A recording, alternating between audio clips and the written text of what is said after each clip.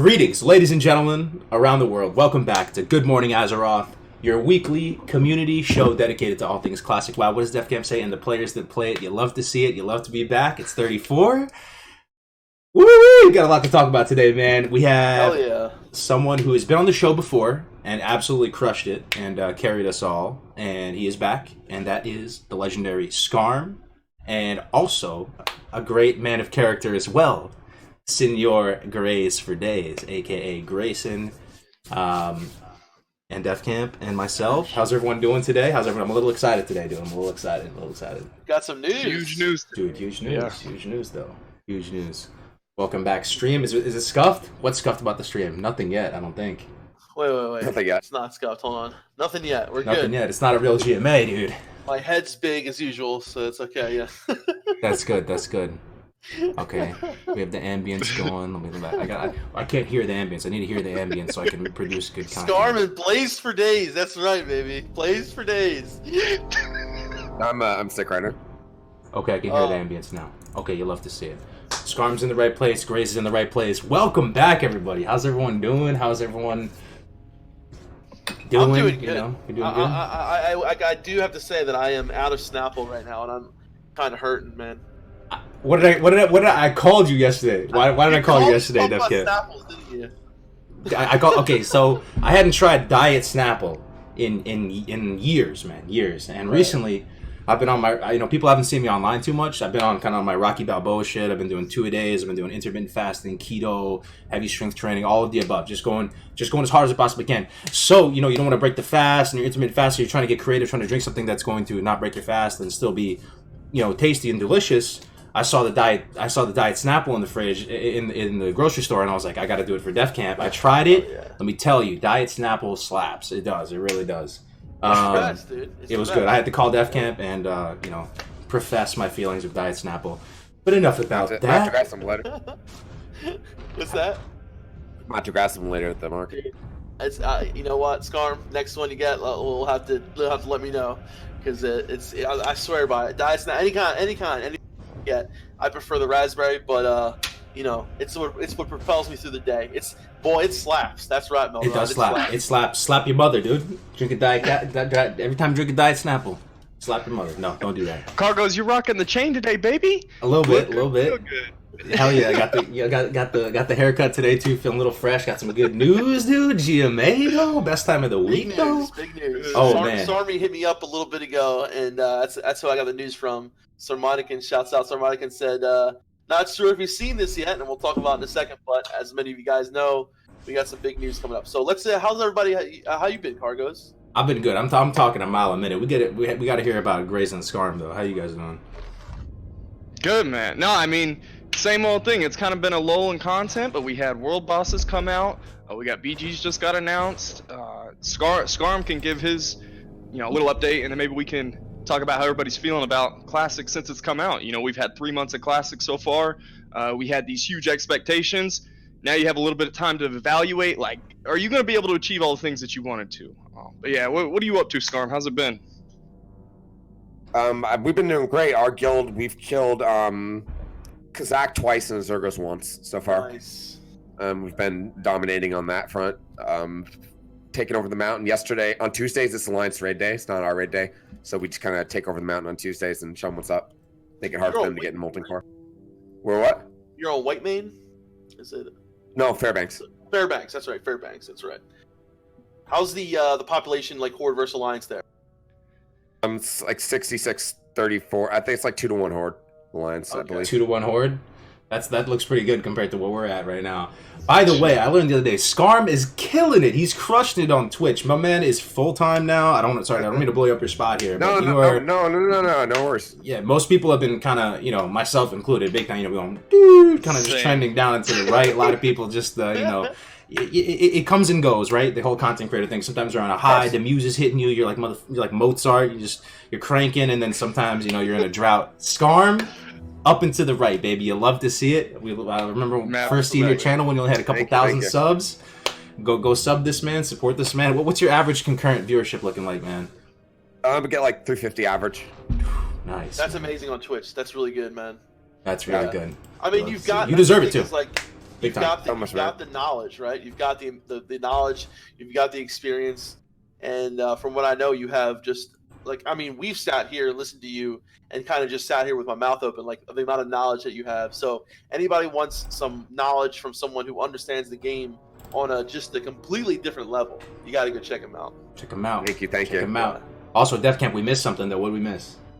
Oh my God, that's right. Boys, ready? I want to turn down your microphones a little bit. Anybody give a little? It's about to get NSFW up in here. We're gonna have to get a prayer of fortitude out here. You guys We're ready? about to have to call EMS soon, real quick. If you don't lower your. I'm gonna wake my meth head neighbors up for a second. Here we go. Good morning, Azeroth. Let's go. Phase. You love to see it. 5. Delivered with such gusto and enthusiasm, dude. Here we go, baby. Let's do it. Let's do it. GMA 34. Also, cold brew, man. Cold brew. I don't know why I was adding cream to my coffee, dude. I don't know why I was adding cream to my coffee, bro. Just drink cold brew, man. Cold brew. That's right, dude. So good, dude. Cold brew. No acidity to it. Goes down real smooth. 0 calories, dude. It's actually a negative calorie drink. Did you know this, Defcamp? Because your body has to use. Yeah. Yes, use energy to heat it up to homeostasis, right? So the stream is brought to you proudly by the makers of cold brew coffee at Starbucks. You can get a free cold brew with promo code Kargoz Gaming. No, I'm joking. Someday. That'd be nice, dude. Someday. Man, we're already derailed 15 minutes into it, but okay. So I want to bring hear us back, Scar. You said you got Kazakh twice, right? So we were doing it. I missed the first Azeroth kill, but I think Graves, you were there for it, right? Were you there? For the no, I missed the first one too. I missed it by like literally 30 seconds, man. But they got it, and I think it was the second world kill ever of Azeroth. Gree just got that beautiful helm with like 94 plus healing, you know. So nice. Yeah. So, but Kazakh, man, Kazakh's in like a pretty crazy spot where there's just, they got those elites going nuts. If you get too close, he's kind of like, you got to engage him, or if not, you got to be careful, because I've seen so many people wipe, so many people just mess up. And then, you have the Horde and the Alliance going forward. So what was your experience like going to get Kazakh and shit? I heard it's pretty fun. You want to hear mine, Spirks? Yeah. So, so the first day of... I'm sick, by the way. That's why my voice might sound different. But the first day, Kazakh, we're in there in the crater, right? There's this rival guild on Fairbanks. We're Fairbanks Horde, right? My guild's name is Fury. Right. There's a rival Fairbanks Alliance guild called Calm Down Rookie. That I guess their ties to our guild go all the way back to retail vanilla. Ah. So, or some people in my guild at least. So we were in Blasted Lands, right? And they like to contest us with things. They weren't really in Blasted Lands, though. There's too many of us at the time. And then we're by the crater, right? And you've been there, right? Have you been to that location? Mm-hmm. Everybody? Yep. Yeah. So, there's like a giant mountain range, like right next to it.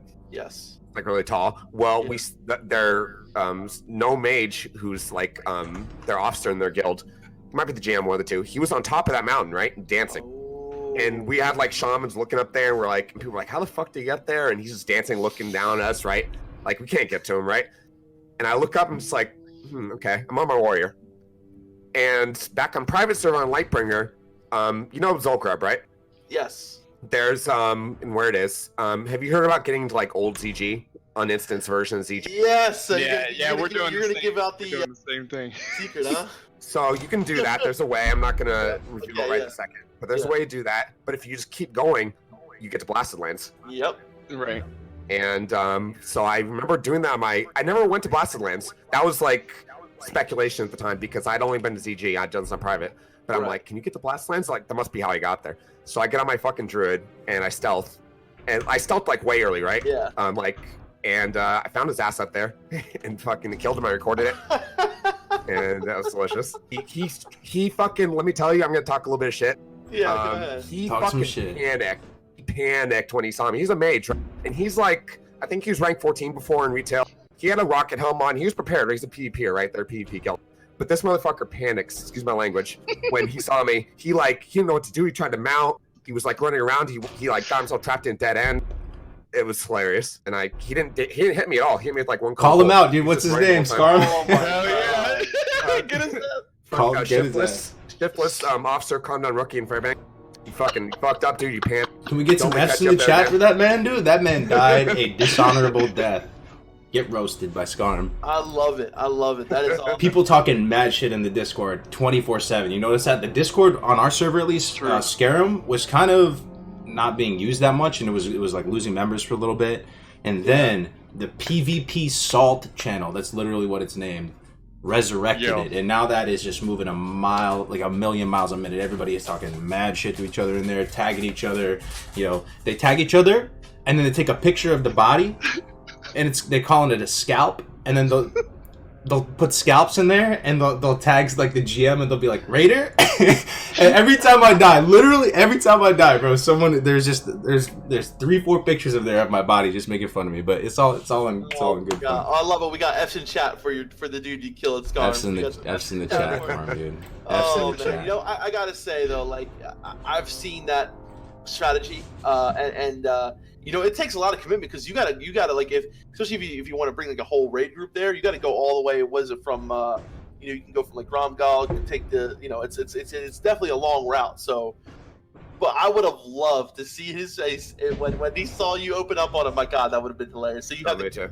You had it streamed, or did you record it? I wasn't streaming, but I recorded it. The video it's private on YouTube right now.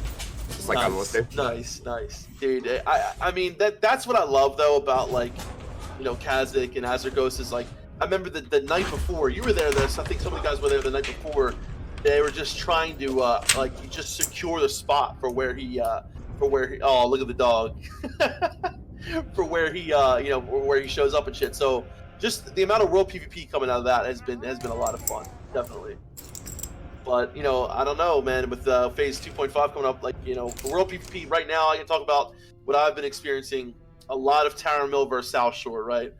Just so much and our server is very horde populated, right? A lot of horde. So it's been like chasing down the very few alliance that you can find and just trying to kill them. That has been the meta. That's why, dude, I'm seriously looking forward to the whole BG, to be able to rank in BGs, man, because it is exhausting and kind of not that fun sometimes.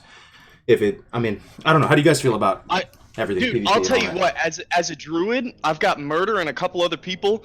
We were rolling deep, like 3 druids and 7 rogues in Ironforge the other day, for like 6 to 8 hours straight. And there's something about stealthing around in another city. It feels so alive, and I don't know how it's going on. Like, if I was running around in Orgrimmar right now, you know, because we're heavily populated as horde on our server, I don't think we have stealthies in Orgrimmar. But I can't imagine like my home base, my hometown, having a bunch of stealthies. Like, dude, we're creeping around Ironforge, and I just think it's crazy that you got 10 people just in the shadows. And then I'll run by other horde members in Ironforge that we're not even grouped up with, and we'll stealth through each other, and I'll see them, and the cities feel so much more alive with world PvP out now, and that's an aspect of the game I didn't know was gonna happen, and so it just, I don't know, it really, like I said, just makes the cities feel alive. Someone in our guild made a GIF. I can't find it right this second, but it was 10 rogues were horde, right? 10 rogues and outside of Morgan's Vigil in Burning Steps, all stealthed in there and just sappered like half a raid and killed. Oh my God! I've been waiting to do that.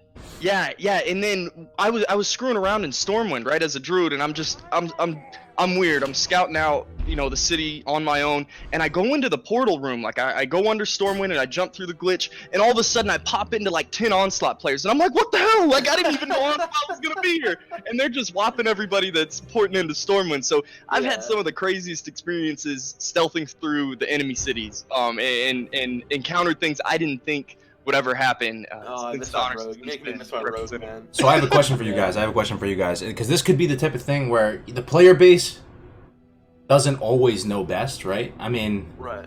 I'm hesitant to say that too, because at the same time, Blizzard doesn't always know best either. At the same time, right?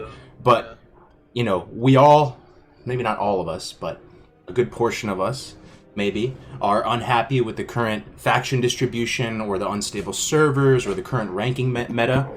Are we going to miss what we currently have when BGs roll out?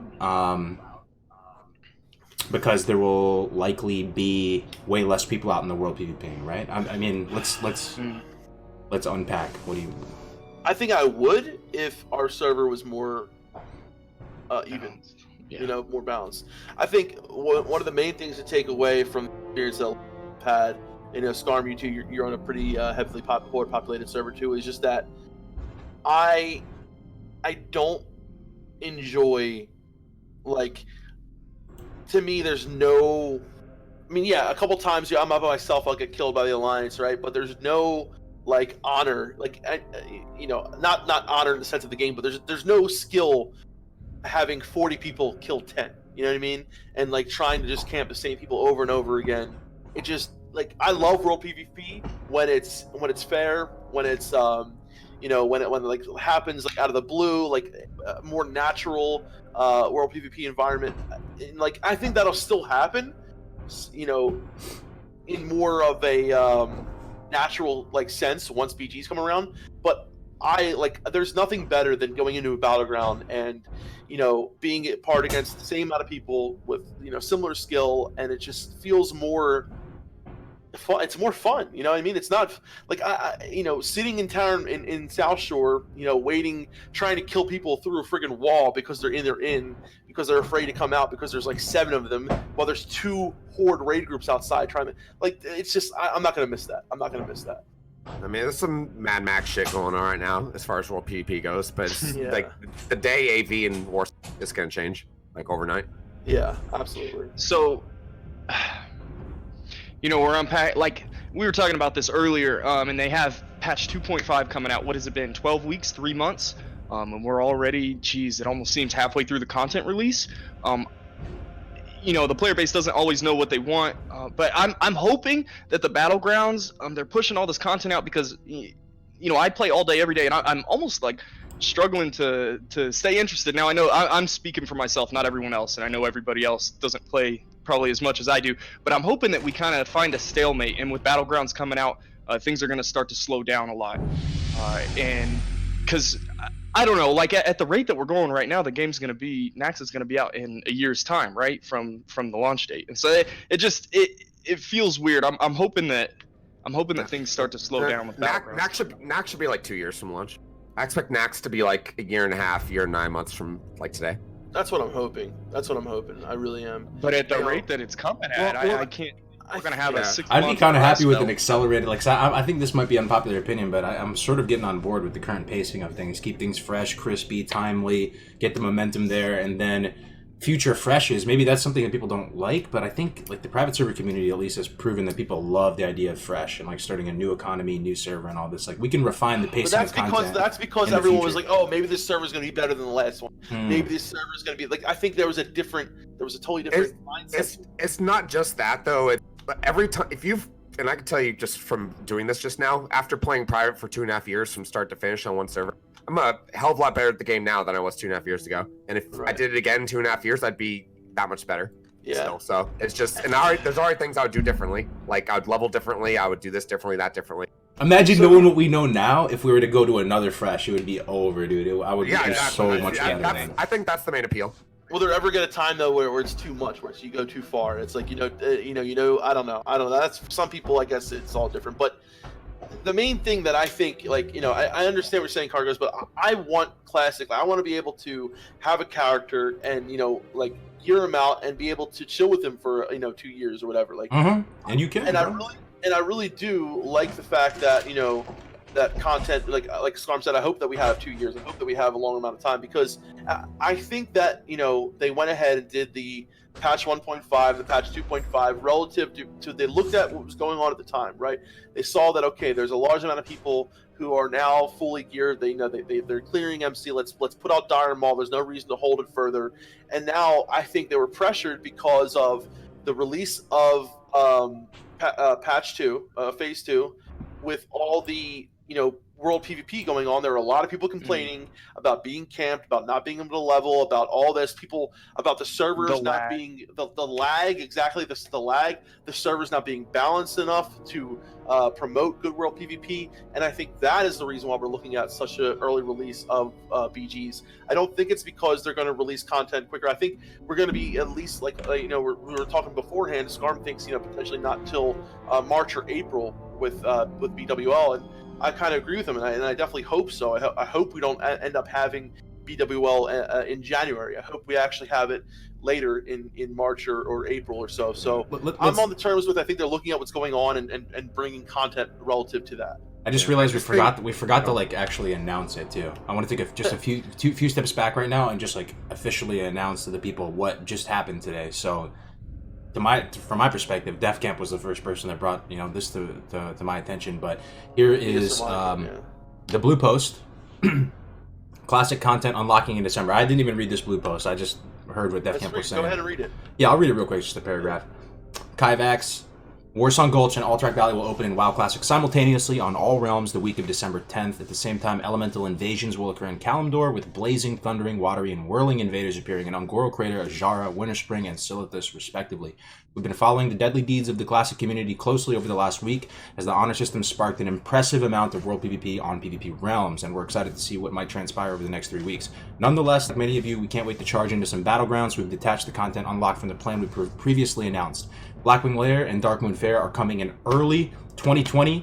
We'll have an exact timestamp for this content unlocked to share with you in early December. See you there. So, TLDR, it's not Phase 3 coming out.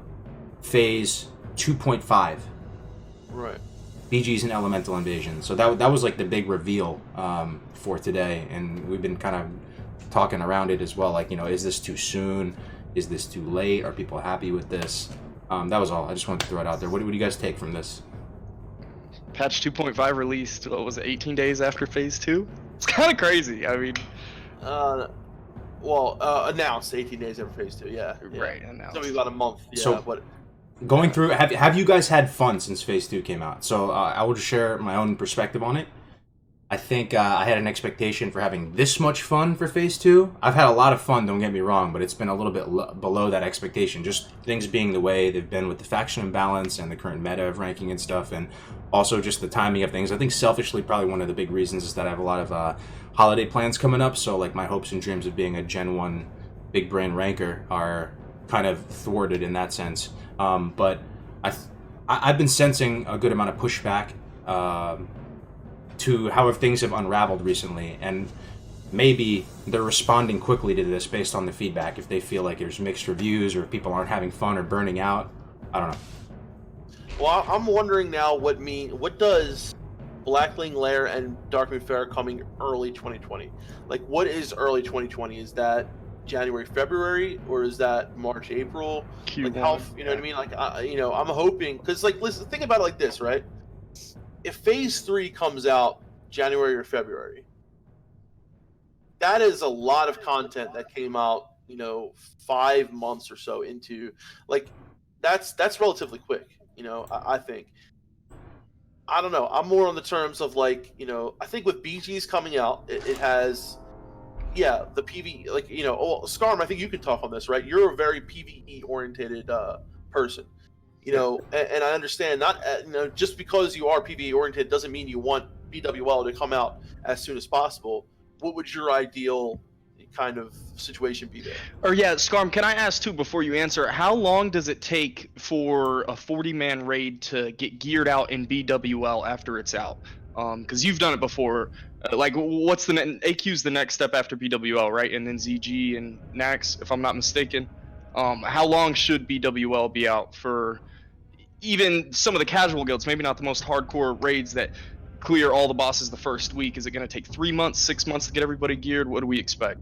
Like between 3 and 6 months is a good estimation. See, the thing about, if I could talk about this for a second. So Blackwing Lair, the made on private servers in general, which has seemed like everyone's been happy with this for the most part, is about 6 months. 6 months of Molten Core, it's even like the meme. I think you might hear people say like, 6 months, this is how long, before BWL comes out. So that's standard. And so it's been for 6 months actually would be like late February, right? Yeah. August, February, that's 6 months. So yeah, if BWL came out late February, like that's fine, I guess. That's about standard, honestly. As soon as they came out with Dharma, early before Phase 2, I think I probably said that day in my stream that PGs are gonna release early because the amount of too much salt causes I think high blood pressure, right? If you eat too much sodium in your diet. Everyone at Blizzard has high blood pressure right now because of the amount of fucking salt. I haven't even looked at the forums, but I don't even need to, honestly. Like, you guys know what's going on. Yeah. So, and I could have told you this already, like, Yeah. So it's like I said my prediction was before the halfway point of phase 2, which I guess this is correct. I'm surprised it was 8 days after the Yana system. Yeah. They had enough, and they're like, okay, fine. Here's the date for Battlegrounds. Stop your bitching. I think that's what happened, honestly. Yeah. But hey, I'm happy they're coming out, and as long as BWL comes out in a timely manner. And the thing about getting geared enough for AQ is, first of all, between BWL and AQ, you have Zulker up, which has a ton of catch-up gear. Bloodvine for casters, ZG being out really helps out AQ gearing, right? And when Phase 5 comes out, unlike Phase 3, BWL's available the first day of Phase 3, right? Right. You just have to get tuned. For AQ, the gates have to open. And it takes about 2 weeks for someone to get the scepter, I would say. If they're just doing nothing but getting the scepter, it's probably going to take about 2 weeks to get the rep and then do the quest chain. The amount of mats it takes to open the gates, people say the gates are gonna be open day 1. Everyone knows what the mats are. No, it's not. It's gonna take probably a month on a good server, I predict, for the gates to open, and longer on a not so good server or less populated server. So actual AQ is not gonna be out for BWL is gonna be out for what? Probably more than 6 months. But that's why ZG. That's why ZG having in the middle there. It breaks up the flow. Yeah. It doesn't get stale. The amount of time between BWL and ZG coming out, right? They can stretch that phase. My hunch, I think people have been saying, it's not my hunch, it's a lot of people's hunches that they can really stretch that. That's a meaty, chunky phase right there. That can go for. And also phase 4 is Green Dragons and Silithus. So there's a lot to do. There's a lot of content to do.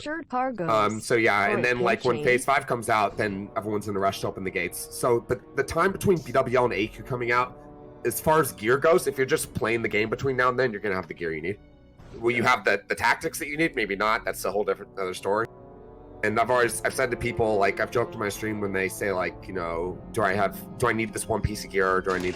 I tell them there's 10 different things that could help you improve upon. That has nothing to do with gear. I promise. So there's other things that you can work on. Bro, I remember you saying this too when you were last on the last GMA, and I was trying to grill you and dig deep into your brain and ask you about the different, between. Remember we had that week 1 MC conversation. We ended up killing Rag day 9 or something, or day 10. So we weren't super far off, but again, if we could do it all over again, I think we would do so much better. But anyway, you're emphasizing how important the buffs were, and absolutely on the same page. But it wasn't until this go round that I was really feeling that, man. The buffs are so important too, right? And there's even in the best guilds and stuff, people will lose buffs. There is I don't know, there's a lot of ways to improve. Not with gear, because is my point. I'm just sort of agreeing with you. And Vomp, thank you for the 20 bucks, man. Is that a bikini top under that shirt, Kargoz, or a pimp chain? No, that is a chain, dog. That's the Cuban link, dude. That's the Cuban link, 15 millimeter. But sorry. Yeah. Yeah, I think. I think the main takeaway for me from this announcement is that they are definitely looking at what's going on in the player base, and I think they're looking at and I think BG's coming out this time. Honestly, BG's coming out in December, January. I think this is actually a pretty decent amount of time. It took me a while to think this over, right? Because I have a lot of personal reasons why I want to play BG, why I want to do BGs, this and another.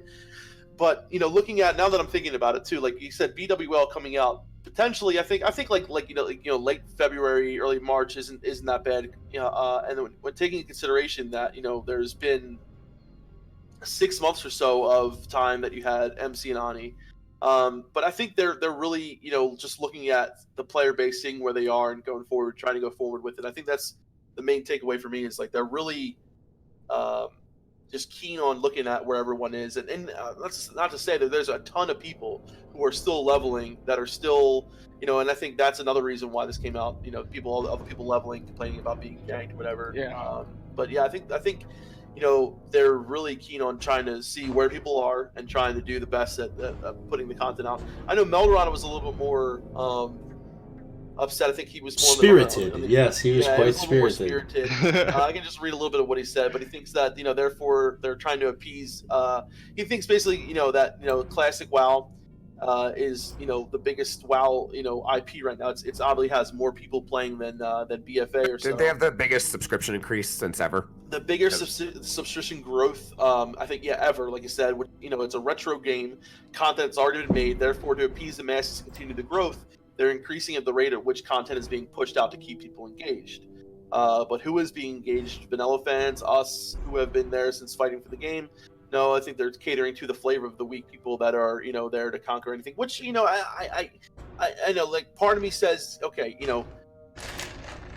I don't think it's that. It's, and I partly agree with Melderon, and I do think that, things are coming out in a relative good amount of time. But yeah, if you would have looked at it right and say, okay, you had Vanilla WoW, right, came out, and then it was 2 or 3 months until Dire Maul, and it was released in Europe, right? Then you had a long time, a really long time, where there were no BGs, where there was the honor system and just world PvP. That lasted at least, if I'm not mistaken, 3 months, I think. Yeah, that was the first time the game had come out, though. It's a totally different perspective on everything. Like the game rocked the world, and so 15 years later, people are speeding through the content literally twice as fast. Yeah, but that's unreasonable. But we're talking about PvP, though. You know Sure. what I'm saying? So we're talking about world PvP in a sense of, I think a lot of people. Listen, I'm happy. I like this, but I think a lot of people who were hoping to have a long time exploring the whole world PvP thing could be a little upset with this, having that they're going to be pushed into. Or they could get a more natural world PvP experience, though. Possibly. That was my initial argument, right? Because you say that, now you're not going to have these gangs of fucking 40, 60, 80 people right. chasing after 10 people. You'll have a more natural experience, someone running into someone else out in the world doing quests or doing this and the other. But part of me does understand what Melderon said. I'm trying to play like devil's advocate here, right? Because part of me does understand what he's saying here. That there are a lot of people who are looking forward to Phase 2 and World PvP, and basically having that time to, explore that side of the game that was only available for a certain amount of time. And, I understand that. So this is a part of the game now that's only going to be here for... The queues might be super long, though, 3 to the weeks. point where maybe... You still do it. Depending on how they link. Well, it's going to be battle right? groups. It's going to be battle Right. groups. Even with that, though, even with the battle groups, don't you think? What do you guys think? You think it's gonna? It still might be like 15 minutes to find a BG for Horde. Yeah. I don't know. I don't know what to expect. I would imagine, though, if they would have battle groups and they grouped it 50-50, right, with other realms. I don't know what you would expect for queue times. Yeah. I think it's going to be a lot. It's not going to be that bad. I think that they're going to have, the battle group set up in a way that, there are more Horde players than Alliance players, but it's like 60-40, I think, in all, right? So it'll probably be a little bit, of a queue, but it definitely will be a lot easier to rank with BGs. But you got to realize, though, I think, and like I said, my own personal feeling on this is I'm excited for BGs. Yeah. But you got to realize that there is a large piece of the WoW history that's being kind of sped up right here. You know what I mean? Yeah, that's fair. So maybe coming off of that, we can talk about a new piece of WoW history that's going to be relatable for a lot more people. And I'm talking for myself here, and I want to talk about this before we get too far off from it, but the world bosses. I don't know how many people participated with world bosses back in the day. Now we have Discord. You're able to communicate at a whim's notice, right? And I just want to share my experience with the Azeroth world boss, and I didn't expect to have this much fun with it. And this was the second spawn. So on Scarum PvP, our guild got the first kill, and then Kazak went down, and so now we're waiting. And we've got Onslaught on our realm, as everybody knows, and a couple big other guilds on our realm. And so somebody's always looking at these world bosses. Well, it was 2 nights ago. I'm laying in bed, watching YouTube, literally 2:30 a.m. And Phage hits me up in Discord. I get my ping comes down. I got a personal message, and all I see is in all caps is Azeroth up. And I'm like, oh shit! I throw my blanket off, dude. Start running. I'm butt ass naked. Almost busted my ass running to computer, throwing on lights, turned on the computer. I had my warlock there ready to summon people. I got in Discord. It's like, dude, 1, 2, 3, summon. It was just absolute chaos, right? And I log in, and there's already 120 people, running everywhere. Onslaught's there, Invictus is there, Alliance is rolling through super late, and it was an experience I wasn't expecting at all, and it all started with, this instant DM from Phage, and I don't know, I had an absolute blast, and so I'm hoping to experience this. World bosses are going to be relevant for the next year, right? Or for the next 3, 4, 5 months for myself, just because the gear and the loot is going to be so valuable without BWL here. I don't know how the gear scales to BWL and other things, but I was really excited and really floored by the world boss experience that I had, and I just thought that was neat. Something I want to say about that is that world boss experience. There's loot off of world bosses that. Okay, so the healing helm of Azeroth, so good. That if you're not including weapons, that has the most plus healing out of any item in the game. Yeah, 90 was it 94 or something like that? 92. So people, that world boss experience, the people who, which I love doing that too. The people who love the skirmishes, getting the gear, organizing it. That's gonna be going on until like the server dies, more or less. Okay. It's gonna calm down like a little bit in Nax, but it's gonna be very hectic. And when the green dragons come out, that's 4 new world bosses. Yeah. So that whole experience of that mass scale world PvP, that's always gonna exist around world bosses if you want to participate in that. I do like how Battlegrounds make the world like calm down a little bit, because you gotta admit, like if you're I feel bad for the Alliance sometimes on my server. Like, I tell people on my stream, if you're level 48, I'm gonna kill you because I need honor. Not personal. I'm gonna kill your ass. So it's like, it sucks right now. For some people level, it's rough. But if you look at back like how Battlegrounds came out to begin with, they came out between, they came out before Black Lunar, Warsong, and AV, just like they are now. And you might and even though the honor system was out for a lot longer before Battlegrounds came out originally, I think one of the reasons why all the private servers always did BGs from the start is because that just look at what the game's like without it. We experimented with it. No one really knew what was going to happen when Honor came out, and it's fucking Mad Max. Look what's going on. Yeah, and and it's cool. I'm glad we got to experience it. I'm kind of done with it. I wouldn't mind the war coming down a little bit. So and then I still do war bosses, so I can get that kind of hectic stuff there. I just want to read what someone just said in chat, and this is something that I heard other people have been doing as well, that Taladrill said. So Tina Fisher says, while I found the answer for myself, re-rolled on a PvE server so I can enjoy quests, play dungeons without being ganked, and enjoy BGs. It's all I can do. I think Blizzard can fix this. I've actually heard a lot of people say the same fucking thing, that their whole experience on a PvP server was just kind of unplayable. And, for those people between level 48 to 60, man, I fucking feel for you. I could not imagine. For every single person who re-rolled PvE, hope you didn't delete, but for every single person who re-rolled, try your PvP server again once Battlegrounds come out. Yeah, agree. See if it's gonna be much more playable. I guarantee it. Absolutely. But and then someone also said they want to hear your Skarm's Azu story on Fairbanks. Our Azeroth story. Yeah. I'm not gonna talk too much about this hot drama surrounding it.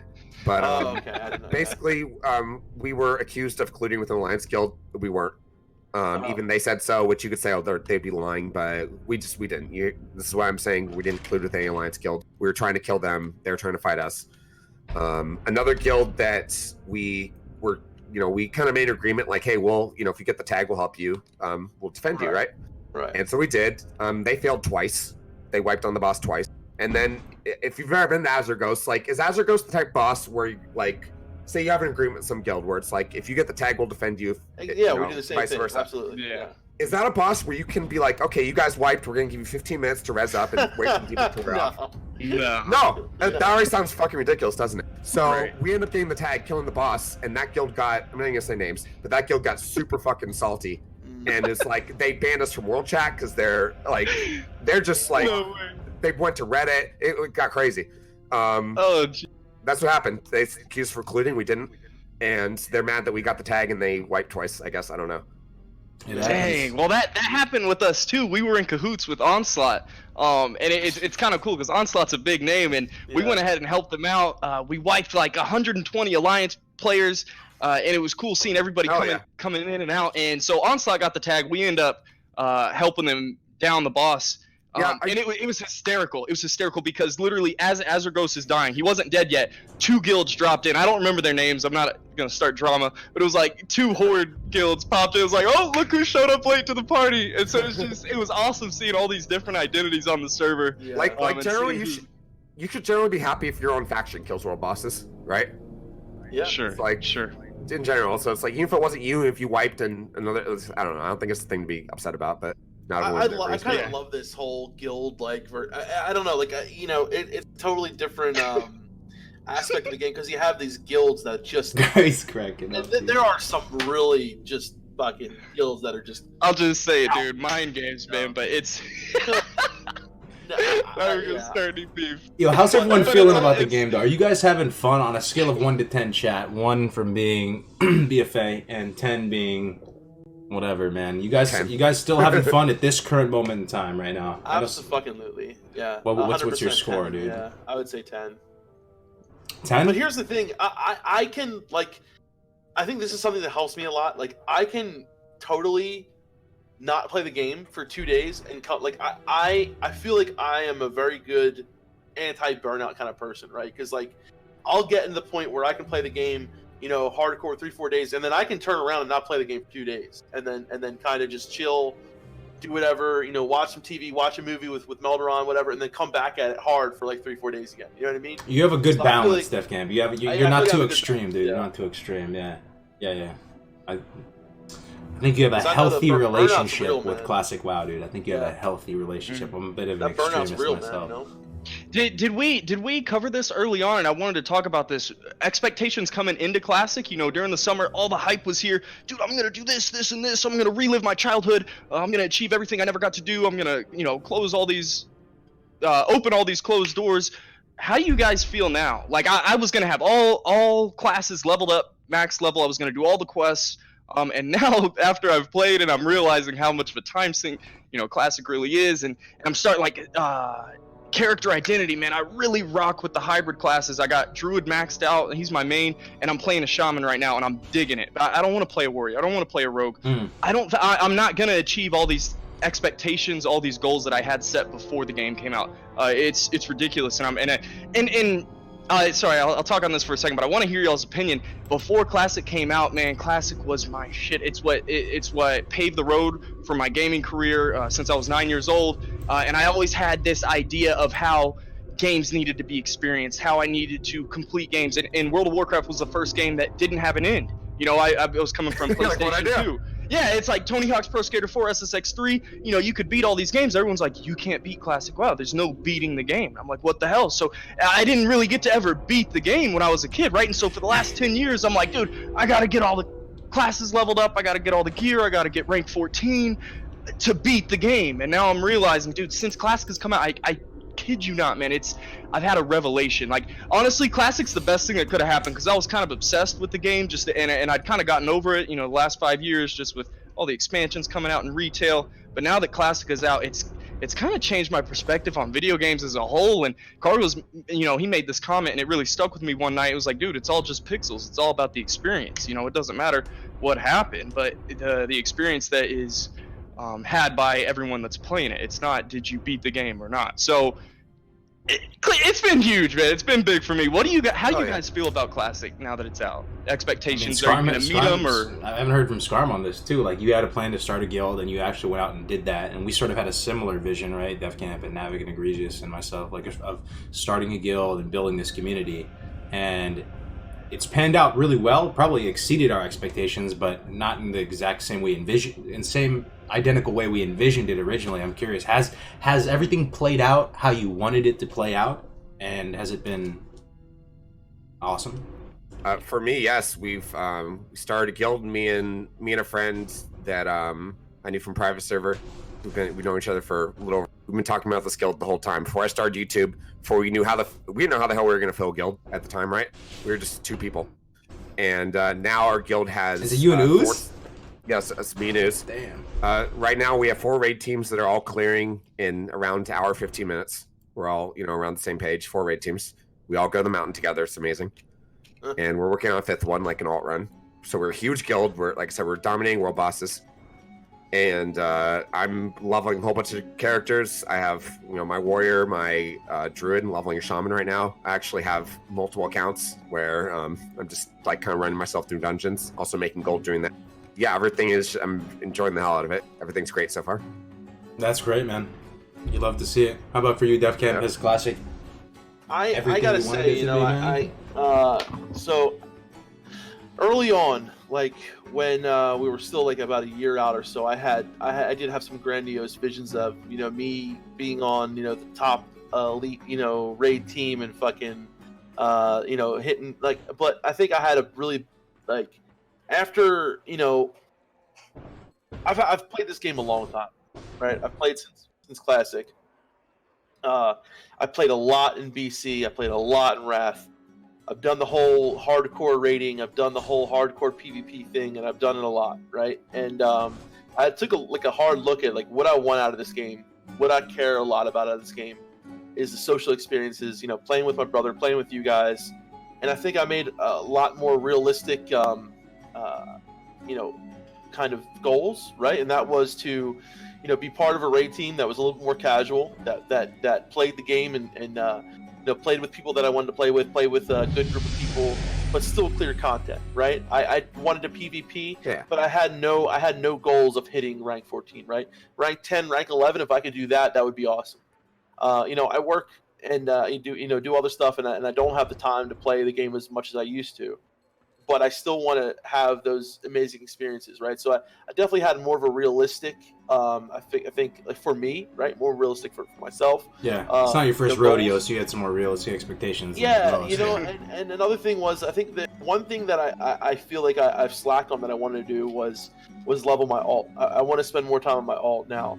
And that's my shaman, right? So and other alts as well, and I want to go ahead and make that tune, play with Dunedain, work on the new Super Plate Brothers. The Euro account, yeah.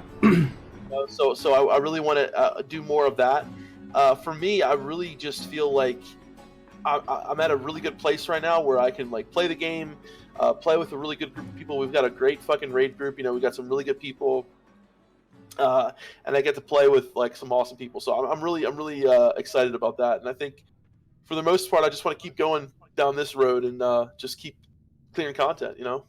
So these are all great. Like it seems like all of us are having a great time at the end of the day, and Classic is fucking great, right? But I'm curious too. This might be a little juicier too. What didn't go the way that you kind of expected it to go, or what didn't really work out? Does anything come to mind? Anything that I have stuff that comes out of off the top of my head. So first thing I'll say is I thought it was going to be a lot more I thought it was going to be a very different leveling process. I thought it was going to be more fun to stream the leveling process to 60. I thought it was going to be a more like legendary experience, streaming the 1 to 60, and it's like, all right, guys, we're all streaming together. Here we go, level 38 today. We're out here questing in Desolus. No. Instead, it's like fucking SM, like falling asleep at your computer, everybody yelling at each other, getting mad at each other. SM. All right, ZF, 10 men, fucking death balls, ZF, everybody fucking get iron grenades, and everyone's yelling at each other, ZF, and like, I don't, so that was one thing. Streaming the game in general, Skarm is wildly successful at it, so I'm curious, maybe you have some pro tips for us, but man, sometimes it's hard to turn the stream on, man. I don't know. I just want to say this before you, so my thing is like sometimes I feel like I'm doing stuff that's just like very boring, right? And I'm like, oh, I don't want to stream this. Or sometimes I get home from work and I just want to play the game and not be bothered, right? And I'm sorry to anyone out there like hits me up, and I try to get back to as many people as I can. But lately I found myself, I just want to log on and do some quests or do whatever, and then play for an hour or two and just log off. And I do have a great group of people that I play with, and I love to play with a lot of people. But a lot of times, I don't know about you guys, if you guys ever feel this, but sometimes I just want to log on and not interact with anyone. Like, is that wrong? I don't know. That's wrong, dude. You're wrong. You're wrong. You're doing it wrong. I did it after class today. I went and ran WC with my 22 shaman. It was the shit. But yeah, no, Defcamp, I'm the same way. Or Kargoz, like, I make content. I started to stream whenever the game came out, and I thought it was going to be fun to stream the game, and it is, in its own sense. But we had so much fun. Holy shit! And Kargoz can attest to this. There was like a 6 to 8 week period. Dude, we were going hard every day. I mean, we were playing with the boys 8 to 12 hours a day, till 5 a.m. in Discord, just cracking jokes with each other and just hanging out with the boys. And you can't have those conversations streaming the game. And yeah, obviously maybe you can if you have the right strat. Dude, I'm actually curious about the people in the chat Sure. doing what you think Scarm do, because you enter this weird area where like people are having organic, natural conversation. You're in there chilling with them, playing the game with them, creating deep interpersonal relationships that will transcend the boundaries of classic WoW. And you're talking, and then if you're streaming, it kind of puts you in a weird spot because you're kind of on mute the whole time. Chime in and be like, where we going? Or I don't know. You're talking to the chat. You're engaging with the chat. Like, you kind of have to do both. Have you found a way to balance that? I don't know, man. Well, so what I do is, what I've been doing is, the times I don't want to stream Discord, here's how I go. Here's how I figured out, at least from my end, how to. If there's like PvP strategies going on, then either I like put a delay. I've done that once so far, or like I mute Discord, right? Like that's like if we're in the mountain, we're like, okay, go south, pop sappers now. Then obviously someone might be listening. But if it's just like a conversation, like say hanging out doing a dungeon, I let the people know like, hey, I'm streaming this. No gamer words. That's it. Yeah. Other than that, then we just have a normal conversation. Like gamer words. Nice. And what I'm talking about. No game words. Yeah. Yeah, as long as I'm not worried about getting banned, and I let people know, like don't stream someone if they don't know they're being streamed. Right. But if they're comfortable with it, then yeah, it's all good. And I just sometimes I stream conversations when I'm raiding, or the more intense the activity I'm doing is, the less I interact with chat. But like I feel like the gameplay makes up for it. But when I'm doing something boring, like I was scaling up Urbing in Rothy Islands, I was PvPing every once in a while, but for the most part I was just Urbing.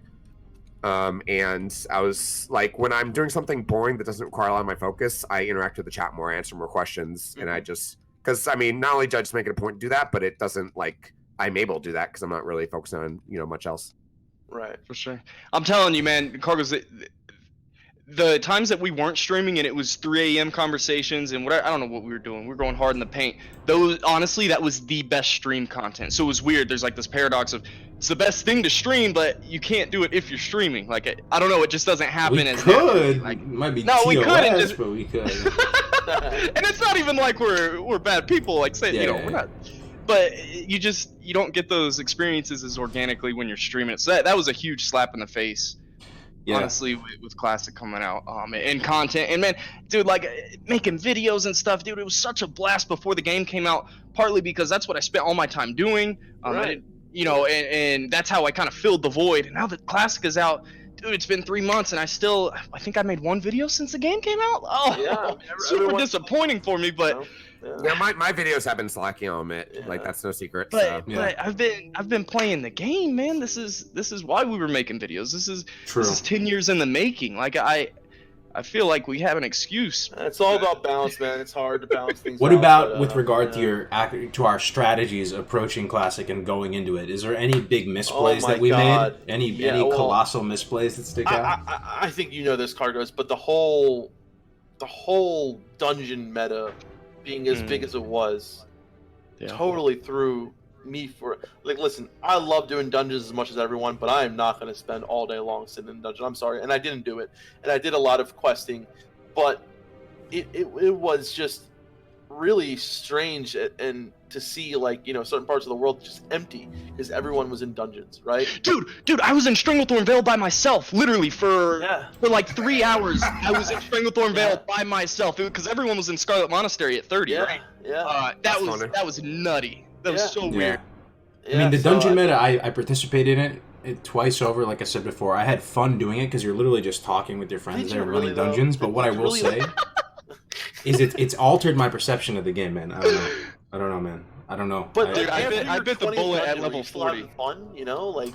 I don't know if I can just like level a guy in the Barrens and go do a Cheaki and like blow the horn and kill the cat and feel immersed like the Tauren just fairy dust Yeah. over the land. Like, I don't like it's Come scuffed, dude. I on, just have to be an dude. RFC with Come 5 on, mages Scarm. killing like 9 million trogs at the same time Nah, while I'll like tell with you foot what, though, pedals and leveling like with a friend is camelback with on me. I don't know. Melderon or leveling with someone or with people for me is fucking. I love it. I love Oh it. yeah. Yeah. I want to bring this up, and I kind of want us to cover this because everyone was so confident in being able to do a week 1 rag kill, or even just hit level 60 by day 7. That was so fun though. Dude. Oh The my whole gosh, rag what push happened? was sick, man.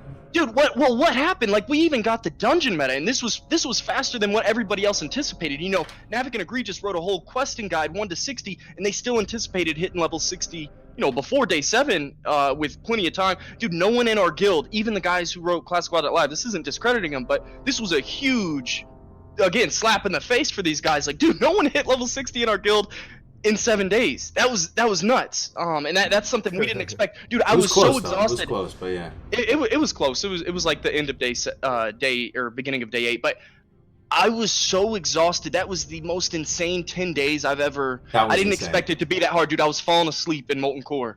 That was insane. The sleep that shit schedule, was the crazy, food, dude. bro. That was so best moment. Okay, best moment of Classic so far. Go. I got mine. I already have mine, but I'll go last. What do you have any best moment? Just chat too if you guys have a best moment. Best moment. I mean, other than like first rag kill and like for you know what I mean, like Dude. For me, it was the day 9 rag kill. I'm gonna throw it out there. That Yeah. was the culmination of everyone's efforts. Everybody was so tired, bro. We were our gear was so scuffed. We went into MC no buffs, anything like that, and just killing that first rag attempt was so sick. I will remember that shit forever. Yeah, that was Same. probably ours as well. I'm trying to think of there's been some other really cool stuff that's happened just like off the scuff.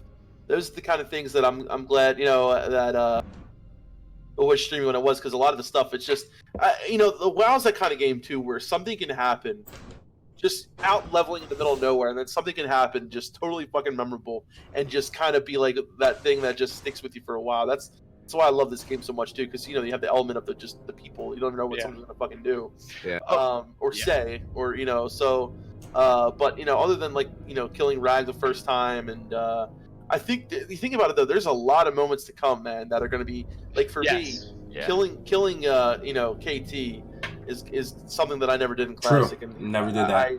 Yeah. And Courage is gonna be the shit. Oh, I can't wait to get into AQ, man. I can't wait. Yo, and mine Kargoz was the world boss thing that just happened. I kind of shared the story a second ago. But dude, me and Phage are like this now. Like the dude's gonna be DMing me every world boss, and just him. I'm trying to think of who else. That was such a cool experience. I wasn't expecting to happen. Yeah. And it was so organic, and the day 9 kill and then the world boss experience I had at 2:30 a.m. How about you, Storm? What was your best moment to date so far? I've had a ton, but one thing that comes to mind, which I was streaming, I was in Angora, right? And this is when Devil Sword was still like expensive, when they're still hard to find. And I was camping this one spawn, and then some Alliance came by, and there was like another horde there helped me. It was like 2v3 though, and we got killed, right? And so I'm running back to the corpse, and the Devil Sword hadn't spawned yet. We're just camping the spawn. Running back to my corpse, 3 Alliance are camping. And as soon as I like get back to where I'm almost able to res, I see the Devil Sword. They're fighting it, and I'm just like, oh shit. And I'm just kind of talking to people on my stream. And when it spawns, I'm just like, kind of quiet down. I'm thinking. I end up resing. I stealth, right? I'm Druid, right? Yeah. So I res Catform stealth right away. They knew I was there because I could see them kind of looking for me. They killed the Devil Sword. I was like, my heart was beating. I'm like, there's no way this is gonna work. They killed the Devil Sword. I get up right under it in stealth, and I just mash click. And I fucking skinned it. I skinned it. I got it. I got the lever, and they killed me. And I was just like, I was laughing so hard. I love it, dude. I fucking love it, dude. Scarm, you know, building a guild and community, 4 raid teams, all this, and his favorite moment is just a little nugget like that. Ganking some fucking Devil Sword, dude. That is what stealing the leather, man. Yeah, it's dope. Oh, no, three. It was a mage, a rogue, and a priest. How the hell did I get it from them? Oh They didn't my god. Like I was in the spot where, because Devil Swords are big, right? So I tried to get into the spot where like they couldn't see me unless they were tapping, and I guess. That's dope. That's dope. I almost right-clicked when I was spamming click. I almost right-clicked the mage and almost auto-attacked him. I'm just like, oh, it was so intense. Oh, I love those moments like that, though, man. You know what else is nice? I love just getting in a good like 1v1 fucking fight too. The 1v1 fair fight that's not, Me too. Yeah, I love it. I love it. My it's such favorite an things is adrenaline winning rush. 1v2s though. Oh man, I love winning 1v2s. Oh my god, dude! It's the best feeling ever, dude. I won a 1v2 when I was Shadow against a druid and a mage, and it was fucking. I remember attacking the mage. A mage blocked. I got a fear on the druid, and I remember after the mage's block, I had the mage going down again. I saw the heal coming from the druid. Saved my silence right for that. Fucking killed the mage and got the druid before they could run away, and it was just such an amazing fucking feeling, because they obviously tried to go offensive hard, did not expect to kill both of them. So it was amazing. I love it. I love it.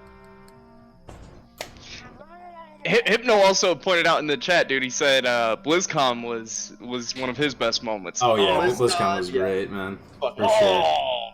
Man, that was so cool to finally meet all the people we've been playing with, and before Classic came out, we've been talking Defcamp, Kargoz. I got in with you guys, and just getting to hang out a week. That was the peak, man. It really peaked out. The community aspect of playing Classic WoW was sick, still is sick. It's probably better than ever, honestly, if you think about it. Right? Probably all of you watching right now, you're in guilds, right, in different servers and stuff. Think about how many dozens of people you've actually befriended, man. That's crazy, man. Like dozens. Same. Oh, dude, I've met so many. I've made people. So many connections. It's ridiculous. How else do you do that in life, dude? Would you go to a tennis Bulldogs, round robin and meet everybody and shake hands? It's not the same, man. I don't know. It's been sick. Like, you literally have dozens of friends. You can meet people that will impact your real life too. I mean, that's the amazing part. True. Absolutely. One thing as a healer that I love is being able to, yesterday there's a lot of world PvP going on. Like, just people come up, they're like about to die, heal them up, buff them up, and then they thank you, and then 2 minutes later you're off doing something, you're about to get ganked, and here they come to save your ass. Like, I don't know, being a healer, I feel like there's so many opportunities for me to help somebody. And it always either repays me with talking to the person, and it ends up being talking to them and whatever, or it ends up helping me benefit. Like, I love being a healer and fucking having that karma come right back around and helping you, man. It's amazing, yeah.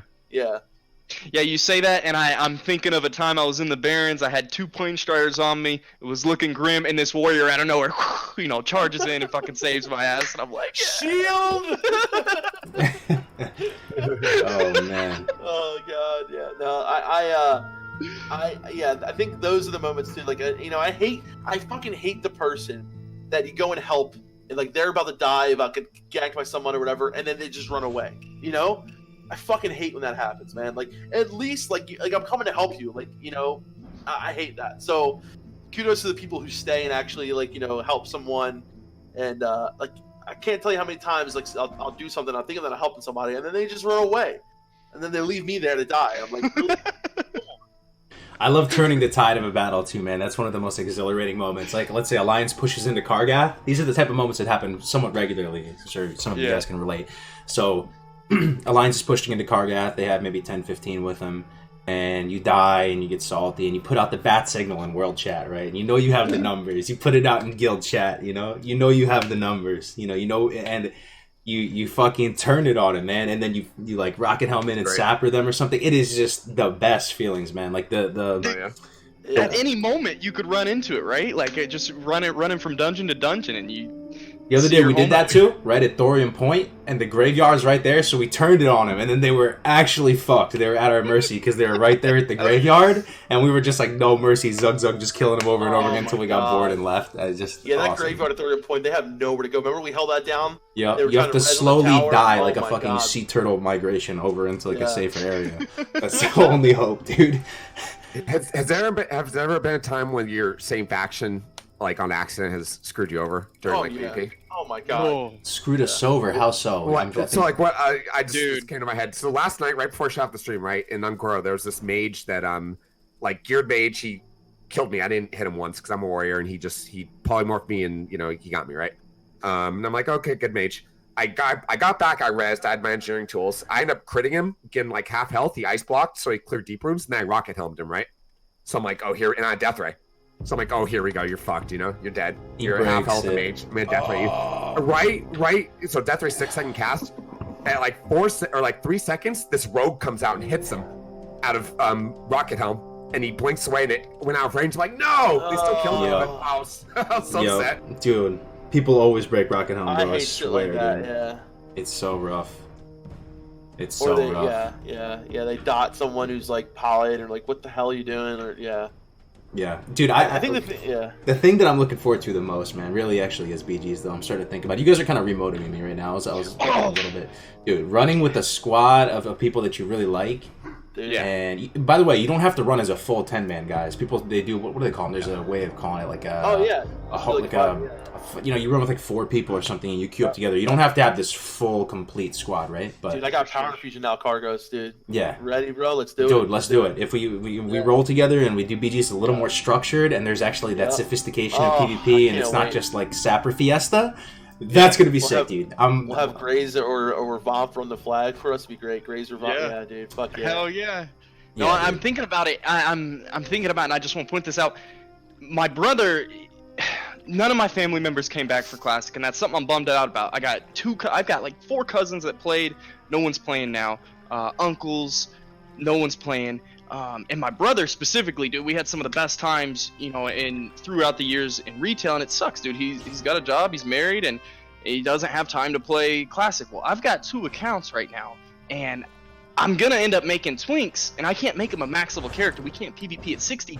But the fact that I'm gonna twink, I'm literally gonna make a 29 Druid Twink for my brother on my separate account so we can fucking play together. Like, That's how sick. sick is that? It's like That's Friday sick. night. Hey Jay, get on. Let's twink yeah. together. It's just cool that the Battlegrounds create an environment for me to be able to play. I'm with my sure you're brother psyched, like dude. that. This man has had like a best in slot twink with AGM and everything since like week fucking 3, dude. With nothing to do with it. For I'm no sure you're reason, hyped dude. the For no fucking reason. BGs. Dude, I should have ranked with him. I was tripping. I didn't even think about it. I should have ranked with my twink. Let's go to Red Ridge and start killing people. Yeah, dude. It would have Yeah. been sick. Yeah, dude. But- BGs, it's probably the single most thing I'm excited for. Yeah, It genuinely puts a Yeah. fire in my belly again, I have to say. Dude, I could play BGs for 2 years. That's the Mhm. thing. Like, I honestly don't think BGs are gonna get old. It's always a new experience. And like you said, you bring in half your group and then you make an impression on 4 or 5 of the other Also, teammates bro, that are in it's there. And they're like, oh probably shit, we're rolling good with someone. stream content too, man. Just streaming. Oh, it's gonna be BGs, like, endless. Yeah, it's gonna be disgusting, dude. Between twinking, in game, I mean, you can do all this cheese stuff. BGs are lit. Aren't Battlegrounds like one of the most renowned things of Classic too? Like, what do you think? Everybody in the chat, like, isn't that one of? Do you guys think of Battlegrounds like Warsong Gulch, Arathi Basin? Dude, Because those were they the didn't shit they back didn't in feel the the day. same early on. Like even in BC, Warsong didn't feel the same in BC or Lich King, you know? Yeah, No, no, it I didn't, agree. Mm. With Arena and stuff out, that's the big game changer, right? Like Arena's out. It's Oh, like, yeah. I mean, this- Well, and abilities like Mm. Warsong at level 80 with like fucking AOE knockback and all kinds of other shit. It's It's a not different different kind of than game. Classic. I feel like with Mhm. every expansion, like there were things that made people like the thing I love about PvP in the Classic. It's quick. It's very you know, and like every expansion there was like, you know, okay, now there's the fuck was it called, the resilience, right? There's things that make you last longer. There's things that make, I feel like in vanilla everything was like 1 2 3, like, you know, the you had to think quicker or more on your toes, and it was more of a you know, just grittier. It was fucking grittier, and like when you add, you know, resilience was a cool thing to add. You know, it's like it's a PvP stat, whatever. But when you add these things, you're adding, you know, like fights go on longer, which isn't a bad thing, you know, per se. But I love that gritty, like just on the fly feeling, like, you know, killing people, and you know, it just has a different feeling to it too, especially coming as someone like, you know, playing like a healer. You know, like, yeah, you're so powerful as a healer, like. You bring so much to the table with dispels, but you weren't a disc priest in BC, right? A disc priest in BC was like a fucking tank. A disc priest in vanilla, like, so you can die, like you're gonna get killed. The people are gonna go on you, and it was a totally different feel. You know what I mean? So it's like more of yeah, you might have more of an impact because you can heal, and healing this one person is gonna make a huge difference. But also, you're gonna die a lot quicker than you did in BC or Wrath. You know? Yeah, for And sure. I love that. I love it. Yeah, man. I can't wait. 3 weeks. 3 weeks to go. Dude, now that I think of it, I'm tripping, man. I thought Battlegrounds were gonna come out later. I was gonna have more time to get my twinks ready. Somebody said, you know, we gotta get our 39 twinks. Oh, 30, yeah. man, you be twinking every bracket, man. At least now on 1929 stream, I can I can calm down the whiners who are complaining. This is unplayable. I'm like, wait, take a 2 week. That's funny, man. So are there was a lot of them. you going for 14, Scarm? What's your plan with PvP, bro? Yeah, 14. Jesus, Oh, man. this is one The man complete classic experience you're striving for, Yeah. literally. I'm gonna beat the game, guys. Yeah, that's Yeah. Godspeed, my man. That's crazy. So, I'll man. be happy getting the full PvP blue set. If I Did can you- get that, I I'll mean, be that's a happy. legit set. Yeah, I mean, Yeah. the blue set right now is amazing. Like, Oh my itemized. god, it's insane. Did you get Yeah. 4 this week, everybody. Scarm? Huh? I got 3. I took it casual. I only got like 200 something kills. I was just casual about it. Mm. No, Yeah. no rush right now. Yeah, I'm not gonna go like super hard until like close to rank 10. Yeah. Yeah. I think I'm not gonna go super hard till BG's come out, man. I'm just gonna fucking. Well, play a definitely couple that, rounds. It's like the Gen 1 ranking generation is going to be the hardest, right? The hardest. Well, yeah. I feel like a rogue. every week. It's gonna mean the yeah, most though. If you're the Gen 1 I'm people so to excited. 14, it's gonna mean the most, right? But at the same time, it's gonna be the most There's competitive. this, It's gonna require the most this little hours. gnome rogue named Germs on my server who just lives in Kargoth, and people are like making fun of him, like he just tries to kill someone, just dies all day. Turns out that dude has like 200,000 honor less. Damn. Doing it right. Mhm. I'm just thinking about this now, and I really can just not wait for because like, what's better than just logging on, be like, oh, I don't know, queue up for a BG. Like, I just love having that option, no matter what you're doing. Oh, I can just queue up for BG. Oh, I can just queue up for a BG. Let me go do something, and I'll be queued up at the same time. Like, it's just it's a whole nother aspect of the game of shit to do. You know what I mean? It's fucking great. I love it. Yeah, Yo, no, fucking it- baseball dog just race. hit my window, dude. Yep. That's so funny. There's a park What like that? way off in the distance. Someone just fucking hit a grand slam in a baseball. It didn't break or anything. I was like, you guys hear that my on stream? God, dude. Pop! I was like, what is that? What the It's a softball or a baseball or something just hit the window. God Dude, damn. that's fucking crazy. Oh man. Yeah, I don't know scared about me, you guys, but I think listen, like, as long as they go down this road of not releasing like like BWL come fucking January 1st, whatever, January, like I think as long as we have a little bit of time for people to, because like I still need to get cauterizing banned. I still need to get a couple things from I need my damn tier 2 pants, like I got some gear to get still, so I don't want to feel like rushing or anything like that. Yeah. How are you guys gear doing? Well, I got toe up last night. I'm very excited about that. I just wanted to You got reason toe up, to dude. humble brag Congrats, about that. dude. Yeah, no, toe up is solid. I'm sure. Dude. Scarm, are you like Omega Bis right now? Oh no, actually, I'm like kind of chilling on gear because number one, I'm going 14, so eventually, like, I'll have it. And right now, I'm able to do everything I want with the gear. Really, I want a BRE. Like, I'm waiting for that to drop. Oh Mm. yeah. Besides that, like tanking, I'm getting gear as it comes. I'm still like holding threat and doing fine because again, consumables. It's not all about gear. It's really I'm doing everything else that to improve my gameplay outside of gear, and then the gear will come.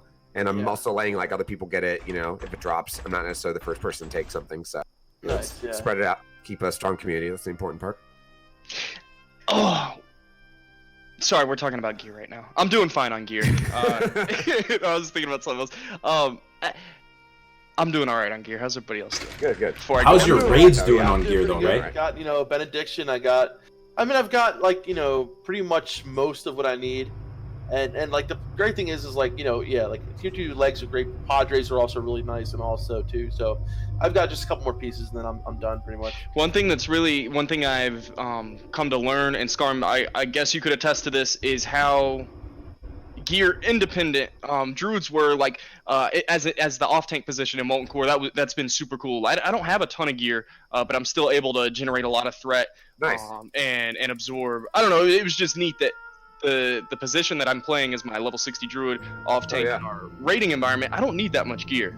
So that No, you don't. gear hasn't been at the top of the list for me. Like I see a few pieces come here and there. Like it's very rare whenever I see new gear. So gear hasn't been the top of my priority. It's been kind of weird. No, but are you still having fun?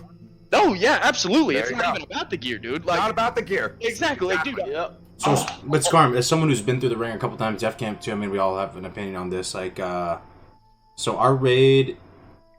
I mean, we've been raiding every week except for the first reset, right? We missed the very first week. We killed Rag on like day 9 or something. I don't know if you're in a similar boat, but pretty much raided every week since then. And people are still missing a lot of stuff out of MC. Yeah. But how do you feel about current raid power levels if you've been raiding every week versus BWL rank gear, all that shit.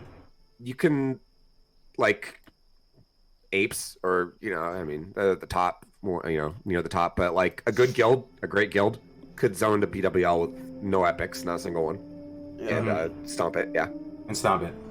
Yes. So you think we're super? You think we're way above? Are we gonna roll? Are we gonna roll through BWL like easy clap? I don't. That there's like 10 plus other factors there, like how organized are you guys? How's your So there's a lot of other things there. Those first 2 fights, man, can fuck a lot of people up, dude. Yes. Let's still fuck up. Yeah. Yeah.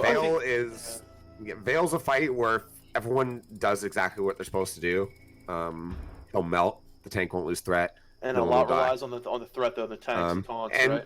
Yeah. Well, and the funny thing about that fight is it's all infinite resources, so like gear's like a lot less important on that, right? Because you have infinite mana, rage, and energy. Yep. But it's tactics, it's coordination, it's trust in your tank, trust in your healers, lots of other shit. Let me ask something, Scar, because I've done Veil. Love healer. I think it's one of my. I love it, right? Especially as a priest. Like what we do is we put the priest in certain groups, have a priest in each group to just spam prayer of healing, that kind of thing. But as a tank, right? I know a lot more falls on your kind of hands as a tank. Is that a very obviously I never tanked it. Is that a like a strenuous fight as a tank? Is it like what's going on for you as a tank in that fight?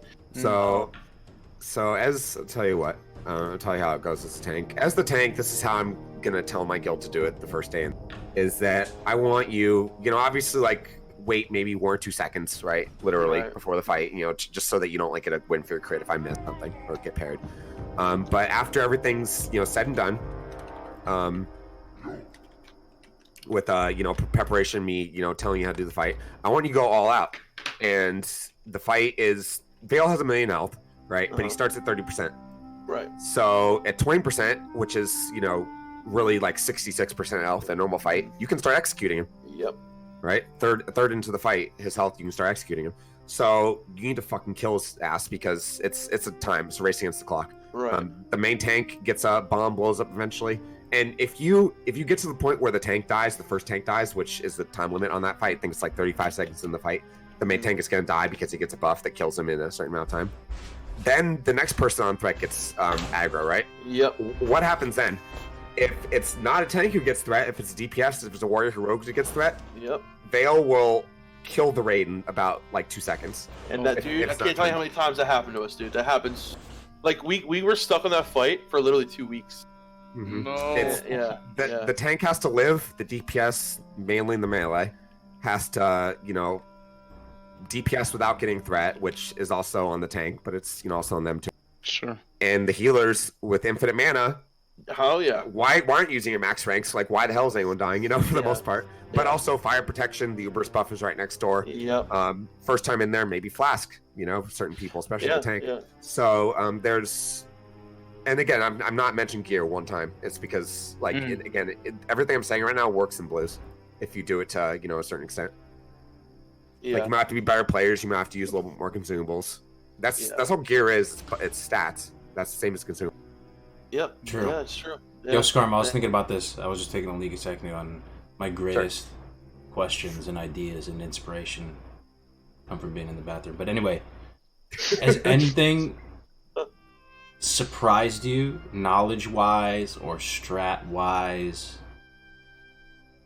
Moving from private series into classic. I'm kind of curious about maybe something with maybe the tanking meta or raid compositions. Is there anything? Maybe the answer, might be no. It's pretty much the same for the most part on a wider scale. Melee's still dominant. Bosses have even less armor, and then on Lightbringer, so melee's even more dominant. No great changes have been made. And mind you, it's only Molten Core, right? Mm-hmm. Onyxia and Ragnaros are different to where they're kind of buggy right now, and people are trying to figure it out. Those 2 fights are kind of a mess. Oh yeah, when it comes with threat. Who knows if that's intended or not? That might be bad coding. I don't. The jury's still out on that one. But we haven't seen BWL yet, but I don't expect there to be any great meta changes yet. Could be wrong. in general, like as far as tanks, there's been 2 changes. I guess I'll talk about this here because not everyone knows this. You know, as it applies to Tall Warriors. The move Heroic Strike, right? Heroic Strike or Cleave. And how those moves work is you have to queue them up, right? And then they take place in your next auto attack. Glad you mentioned that. Now, when you're dual wielding, there's 2 side effects, like positive side effects to queuing up Heroic Strike. The first one is that normally when you're dual wielding, you get a 15% penalty for missing, right? Right. Your normal hit cap's 9% against a boss. When you're dual wielding, they're just a 15% additive penalty. So now your miss chance is 24% total, right? That's a lot of hit to get. Yep. However, when you're dual wielding, and when you're not dual wielding, it's just 9%. That goes for, you know, cat druids, 2-hander, 1-handed shielding. However, when you're dual wielding and queuing Heroic Strike doesn't, it's a special attack, it's a yellow attack, so it's only 9% hit cap always. Right. Yellow attacks, any non-white attack is 9% hit cap against the boss, period. While you're queuing Heroic Strike, your offhand also only has a 9% chance to miss. Alright? It takes away the penalty from your offhand, as long as you have Heroic Strike. Which is a difference from Brad servers, right? Didn't work that well. It's a 15% difference for hit. Does 15% hit sound like a lot to you? It sounds like a humongous deal. Yeah, I mean, you're removing the dual wield penalty from your Yes. This is important not just for tanks, but for any DPS that's dual wielding as well. Yeah, correct. Yeah.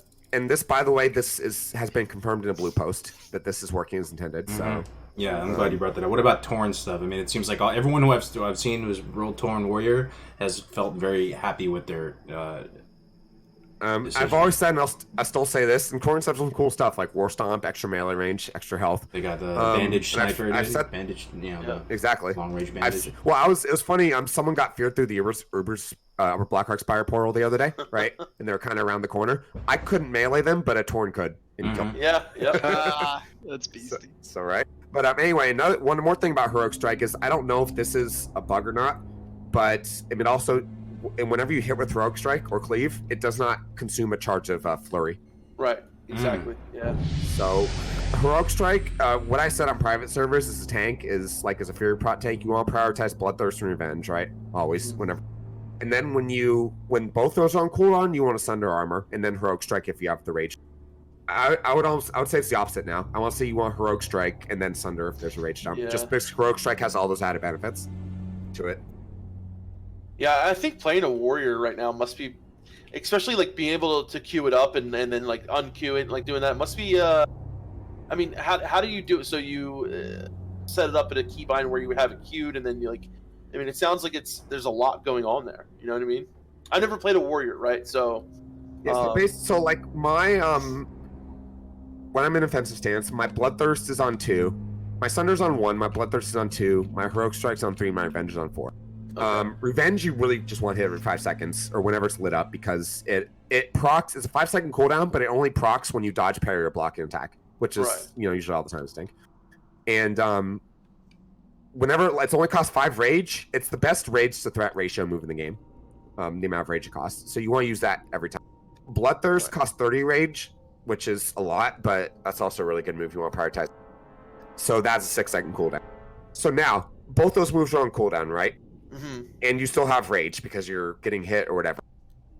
That's when you want to be spamming Heroic Strike, especially if you're dual wielding. If you're using a shield, Sunder actually, I would probably Sunder over Heroic Strike if you're using a shield. So if you're Fury DPS though, right? Threat is a real concern if you're Heroic. Not if your tank's doing what I'm saying. Okay. Yeah, like because the thing is like the tank's getting more rage.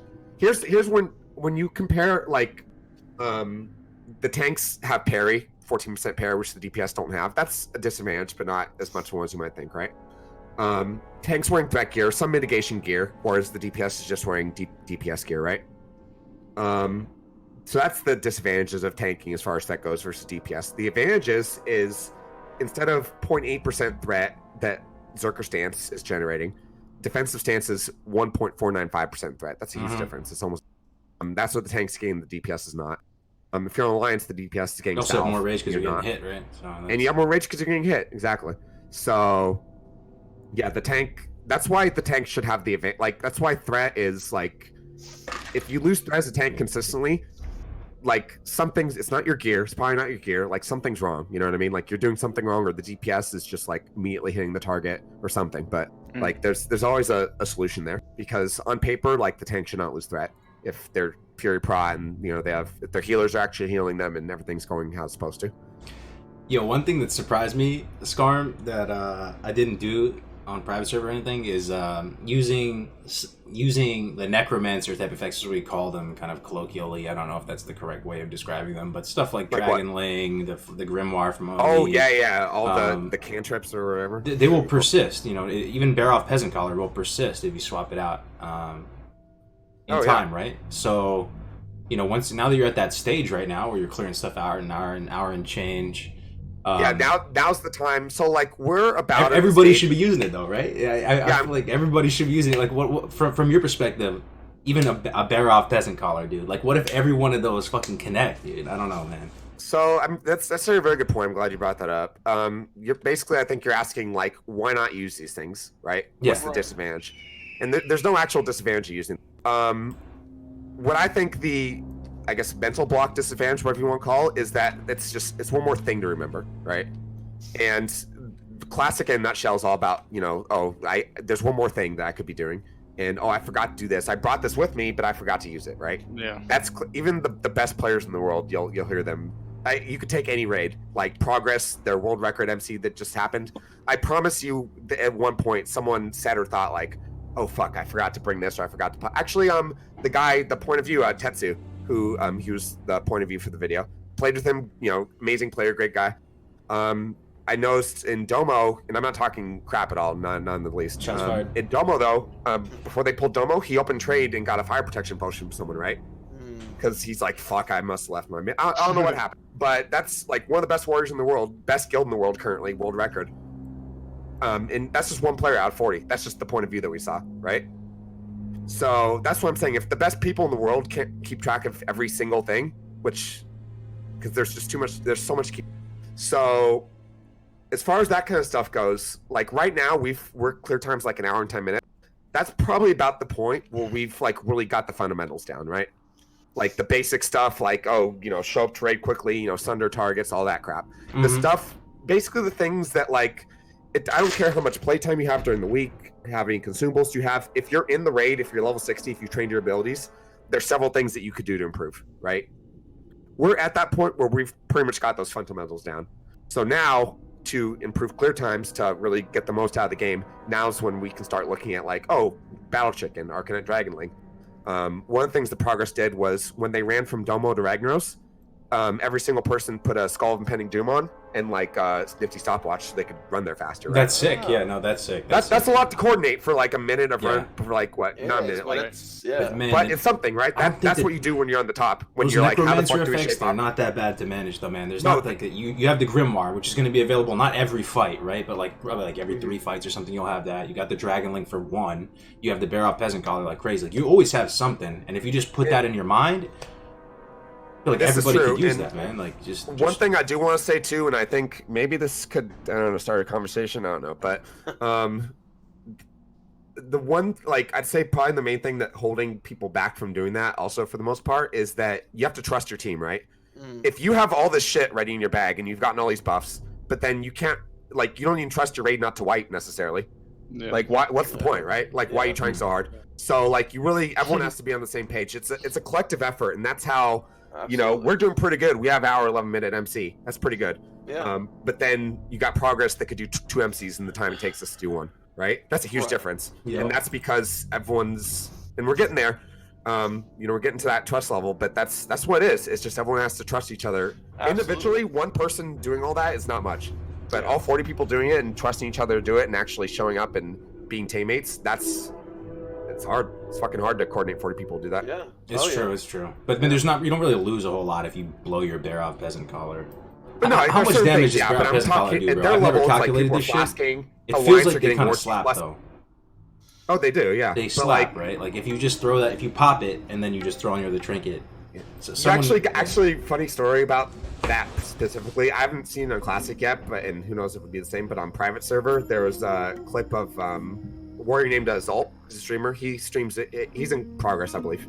I think he's in Progress or Apes. He might know. There's a clip of him on private server on Molten Core. You know where Baron Geddon is. Yeah. Yep. They were clearing that trash, and Geddon was padding away. Or no, I think they pulled Geddon, but then like the peasant caller went after like a dog or some shit. And they just pulled like half their raid. Yeah, and they wiped. So. Oh my god, dude. You gotta be. You gotta be a little careful. When I was I had the Cthulhu tentacle, right? This wasn't me. This was someone else. Really, but we were playing like Gehennas, right? And someone popped the tentacle. The fucking tentacle like made a beeline for like Gar. I don't know. I don't even think it's supposed to move. This is probably private only, but yeah, it pulled like half the goddamn instance on us. So sometimes with those like pet trinkets, you got to be a little careful. Yeah, I mean, if you have 40 people doing it, the chance of one of them fucking up doing something bad is higher. Right? Like, but if you were just like meat grinder through shit, like if you look at some of these clear times, they're just pulling stuff into the fucking meat grinder. It dies like it's a fucking kobold with a candlestick. Exactly. And then, like, in a guild like that, they'll get to a boss and they'll say, what we did in Salad Bakers is that the battle chicken's a 15-second cooldown, right? Yeah. Or 15 minutes. So, like, each boss, we would pick out 2 melee from each group to do it. So that by the time the third melee did theirs, the first one would be back up. So, and then we had that on a spreadsheet beforehand. So, like, I knew, for example, like, Patchwork, Noth, and Gothic, I think, was when I popped my chicken. And I knew that because I looked at the spreadsheet and I studied it for 30 seconds. And so, like, on those fights, I would just put it on as soon as you drop combat from the pull before the fight. You pop before the pull, you put on your other trinket, and you just do it. And but that's one of those things where, like, if you don't have everybody actually, putting that effort, then it kind of falls apart. I mean, I was watching the pool like that they did on their whatever 30-something minute pool it was for raid MC that it was for Onslaught. Yeah, Onslaught and okay. speed pots and like all the healers, major mana pots between pools and on trash, yeah, like don't drink, pop a mana pot. Yeah, don't drink, major mana pot, all this. The amount of money that goes into that, I could just imagine. But GFPs on trash, dude. GFPs on trash. Yeah. Believe it or not, that might be less money than it takes an average guild popping consumables that wipes or just takes forever. Hey, actually, big true, dude. Yeah. Big true. How many shadow power elixirs do you pop throughout it? That's one gift. Get to Varthas, for example, 30-minute duration. That's their entire run. Right. Yeah, you can make that gold back easy. You pop one of everything, and then you're good. That's a big true. That's a big true, man. Yeah, especially because you're only using if you're doing. No one's dying. And no one's you're going fast. Yeah, that's you can also kind of chill like after you get true buffs.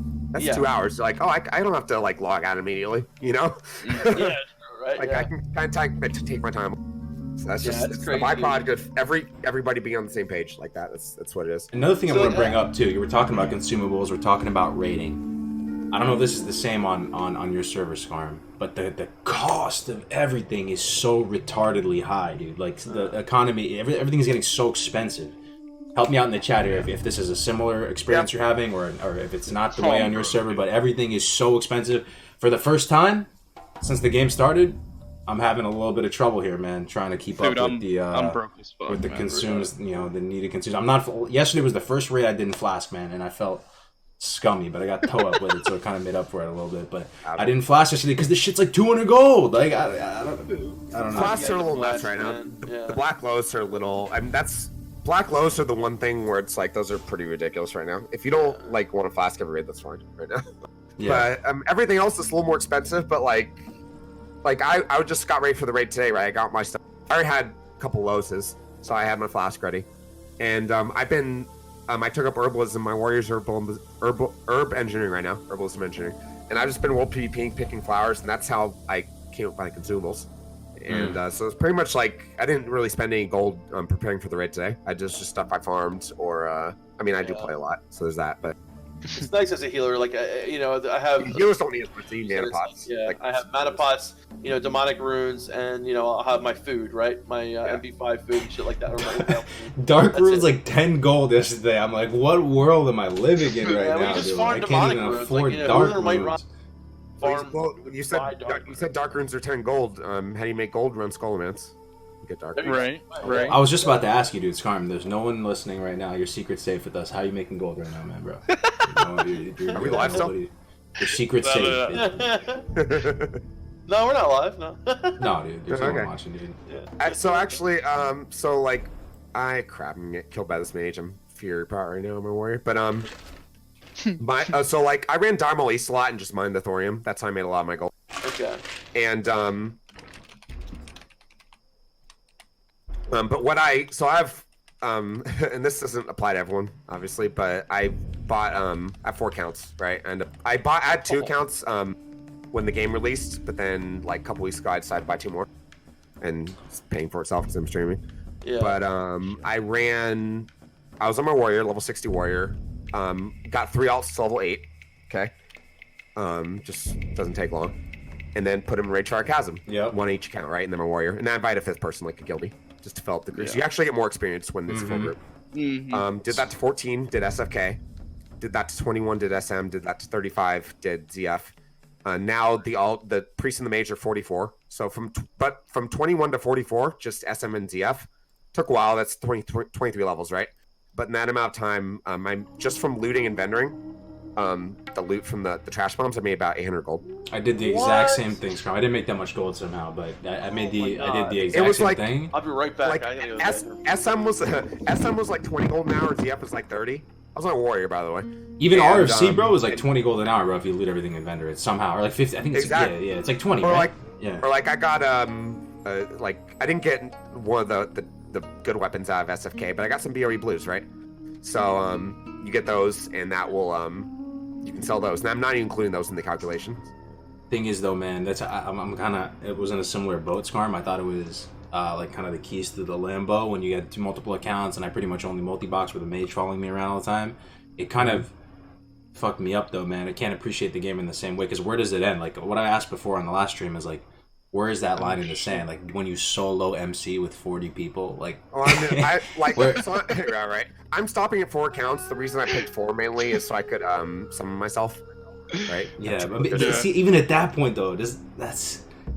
I was know, doing on private where you can make accounts for free, and then people that quit the game just give you their accounts. I had a ton of 60s and summons access, and I was raiding Nax for like a year, not needing gear, loving every minute of it.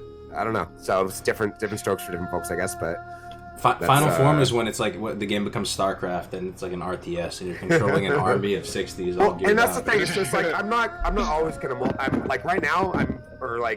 Normally like I'll play just 1 account by myself just because that's the multi-boxing is mainly just to make things more convenient for my main. I guess you could say my warrior. Yeah. You multi-box sometimes, but then like because Mail's an hour, right? What if you just run up to your main and trade him whatever he needs, right? What if you could summon yourself somewhere and just get ready for a raid? So you don't always have to use it, and I mean, I guess that's self-discipline right there. But it's nice to have it. That's how I feel you though. I mean, that's one thing I wouldn't change though if I had to do it all over again for whatever it's worth. Rapidly leveling a mage alt after leveling your main, especially your warlock, was level incredible play. And if like fresh classic, my first character probably gonna be just speed level and then level like my warrior and my druid. Yeah. By doing. Yep. No. Yeah, it's smart, man. Yeah. But again, then you cross that line in the sand where it's just that you feel weird about shit, dude. Like, but when sometimes I'm sitting here, I have 3 accounts. I have account here, account here, account here. I have foot pedals. I'm fucking playing with some weird janky fucking program that play multiple characters at the same time, and I'm like, yo, what am I doing right now? Like, what happened to just playing in the Turn it into Barrens, interesting content. Turn it into interesting content. Like, because I mean, you can own with that kind of setup, right? Just get good at doing it, and yeah. It's like, when does technology go too far? Sometimes I tap myself to 1% health, duel myself, polymorph myself, heal 6k health in like 8 seconds because I'm a fucking SL Warlock. And I'm like, why am I doing this? Is this allowed? Should be allowed? You're a gamer, bro. I don't know, man. I think they should ban multi-boxing, but they won't. It's money, money in their pocket. Yeah. I mean, that private server did ban multi-boxing because you could just make accounts for free. But that's, I guess, the trade-off. You're paying more money. Not everyone's willing to do it. On a mass scale, if everyone was doing it, I think it'd be a problem. But I don't, just because of the paywall, I don't think it's ever going to be a mass scale thing. True. And I think the few people will do it, like, I think it's fine, honestly. So you're doing DM East jump runs and just mining the thorium? Yeah. and then looting the herbs and then vendoring the stuff. And I was doing it with that was my phone. What I was doing before is what do you call it? I was doing me and my druid. I was healing myself and my druid and doing it my warrior, right? And then I couldn't quite two-man it because of my gear. So I had a third person, like a DPI, like a warrior rogue. I would sell a satyr spell for like 10 gold, a cheap price. Just like really, the idea was them help me kill that stuff, right? And then and then the agreement was like I do everything else, I mine and everything. So, but my shaman's level 54. Warrior shaman DME is easy because like you have wind fear and ground tome and all kinds of other things. So once my shaman's 60, which I'm mining on my shaman now, I'm just gonna solo it. Wait, shaman? Oh, you mean warrior shaman? I'm sorry, I thought warrior you said shaman, yeah. Solo DME. So I was like, yeah, right. Yeah, no, not quite. But and then by myself, not having to split the gold with anyone, DM East is about 100 gold an hour. Wow. Yeah. Yeah, I've just been doing lasher farms with herbalism. I still make 50 gold an hour about. Yeah, especially if you convert the stuff into potions. That's where you actually see. That's what I doing a lot of the Gromslets. I'll make like I'll have rage pots with. Oh yeah, that's awesome. That is awesome. Then, I just make a ton of dream foil, man. And honestly, I can get away with a few if you know where to go. So I don't just do the lashes. I actually go in a little bit and I kill a bunch of the satire guys. I kill like 3 or 4 of the stealth ones. Yeah, they drop demonic rooms a lot. They drop fellcloth a lot. And then I can also usually get 1 to 2 ghost mushrooms per run as well. So it's a little bit longer per run, but I get a lot more for it, I feel like. I've been struggling with gold farms right now. Sorry, I'll be right back 1 second. Sorry, I have to use the bathroom. No worries. Okay. Yeah, I've been struggling with gold farms myself. And I'm not doing DM East or at that Epic Mount, some of the more lucrative gold farms. I got the Epic Mount because somebody gave me a loan. Dude, I literally paid the 1,000 gold loan off yesterday to Dustbone. I kid you not. So it's been slow, man, making gold. But I don't know. I don't want to do DM East, bro, and farm gold. Like, obviously, there's consequences to that, right? I don't have sappers on farm. I don't have all these things. I don't ever have flasks. I can't ever pot. I don't walk around with faps and lips.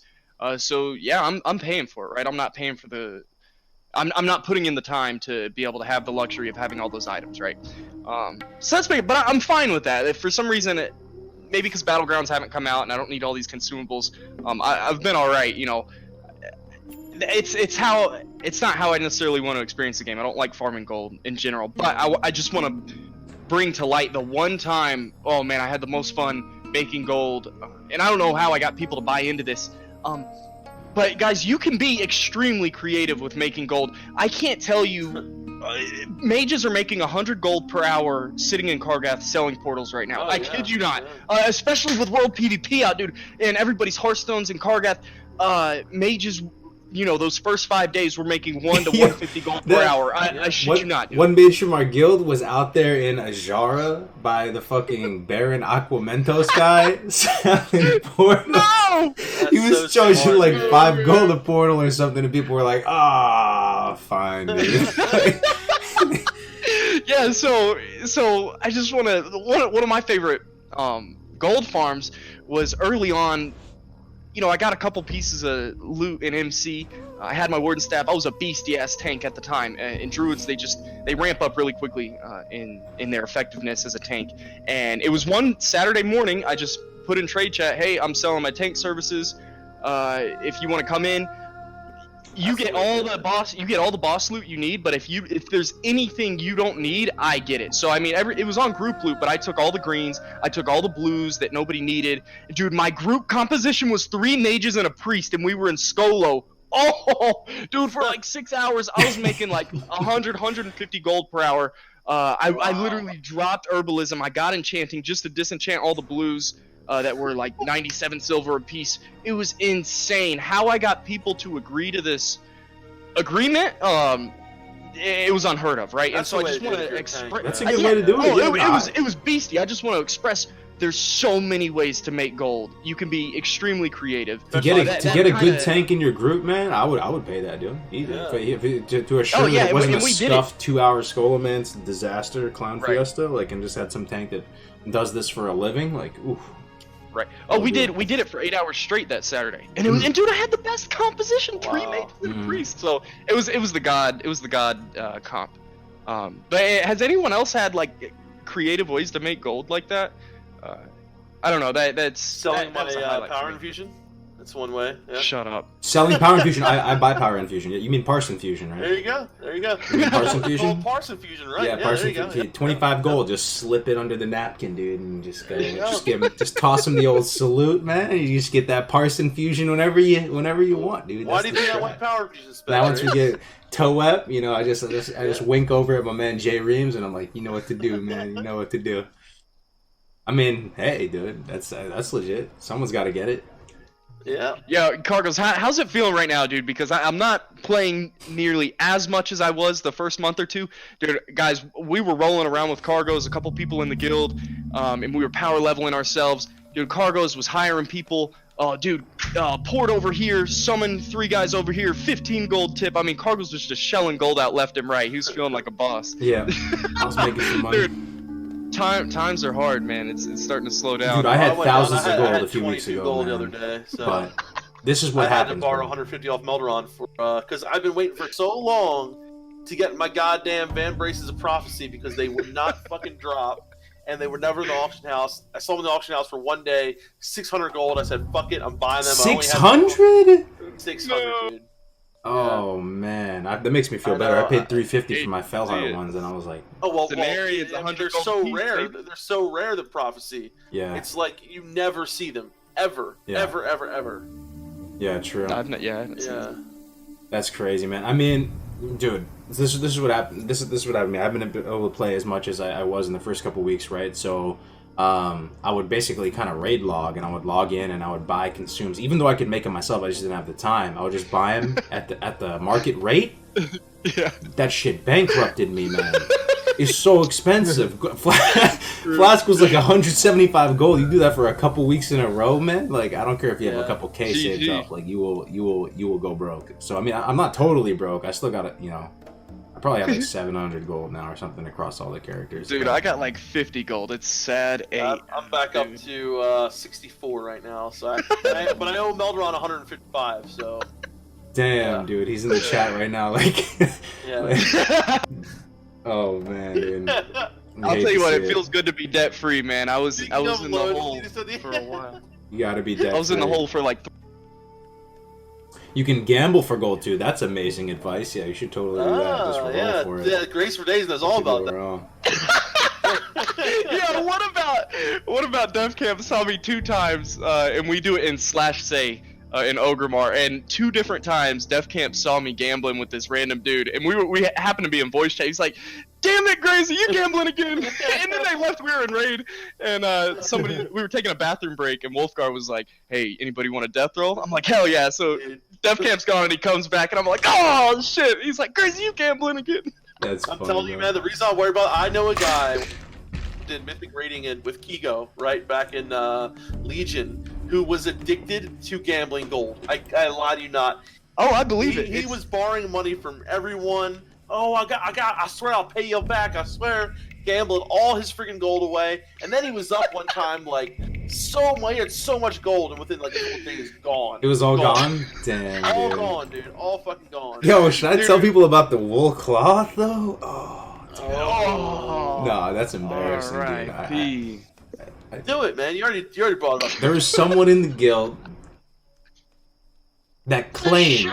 There was someone in the guild that claimed he was a, Wolf on Wall Street of the auction house, gold capped on like 50 accounts. Motherfucker like had infinite gold on retail, dude. He was a boss, dude. Like he was like, yeah, dude, I have like 6 years of classic game time paid off. It's all good. Like that's what I like to do. Like I use this awesome add-on called Auction Master.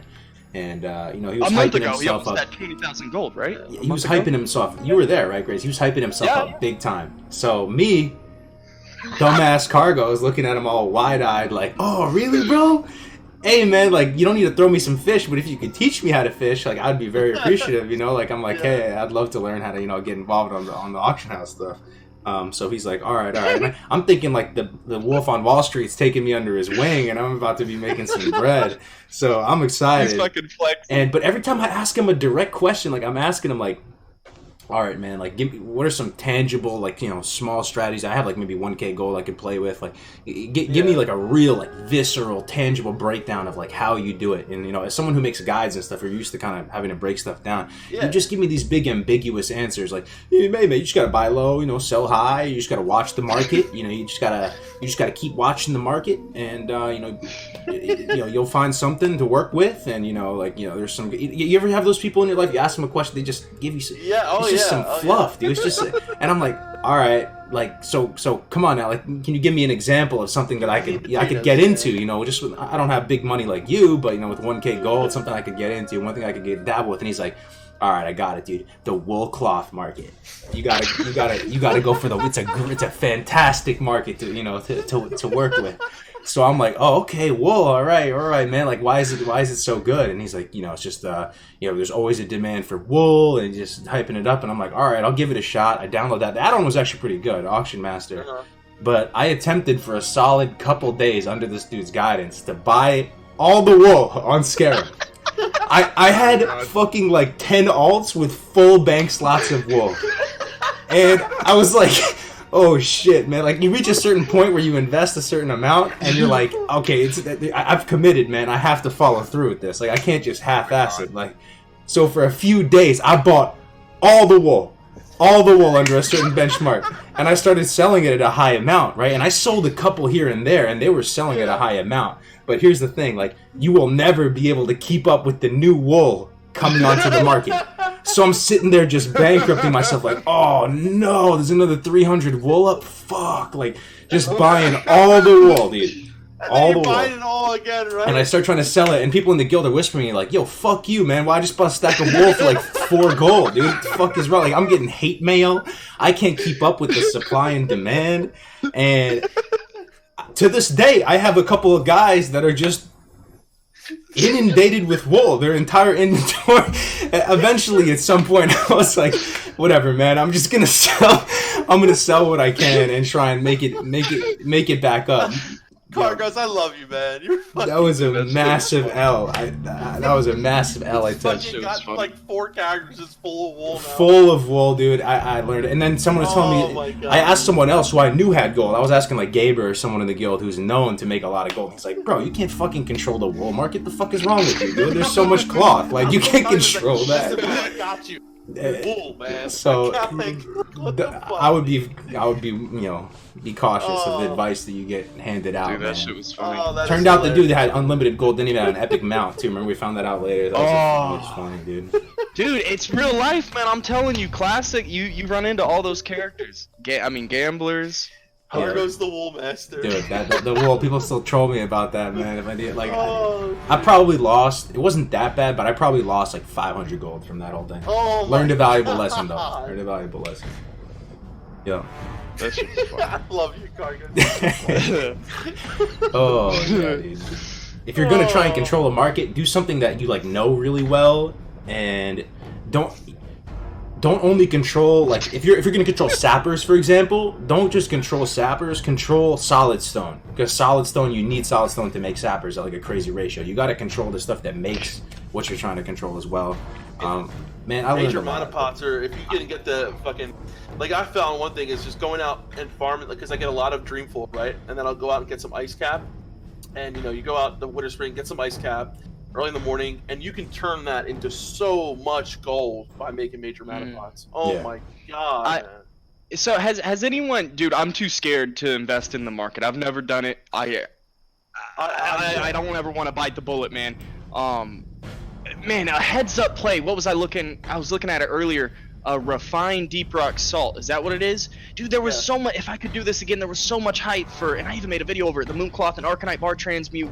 Dude, this was the funniest thing. The first month of Classic, there was a greater demand for arcane crystals for the transmute than there were for the Arcanite bars. It was fucking hilarious. But man, if I would have gotten to the leatherworking profession and gotten like refine deep rock salt. I don't know. Maybe that'd be a big brain play. But I always feel like I'm always one step behind. Like Scarm, have you ever pulled anything off? Have you pulled anything off in the market since Classic's been out?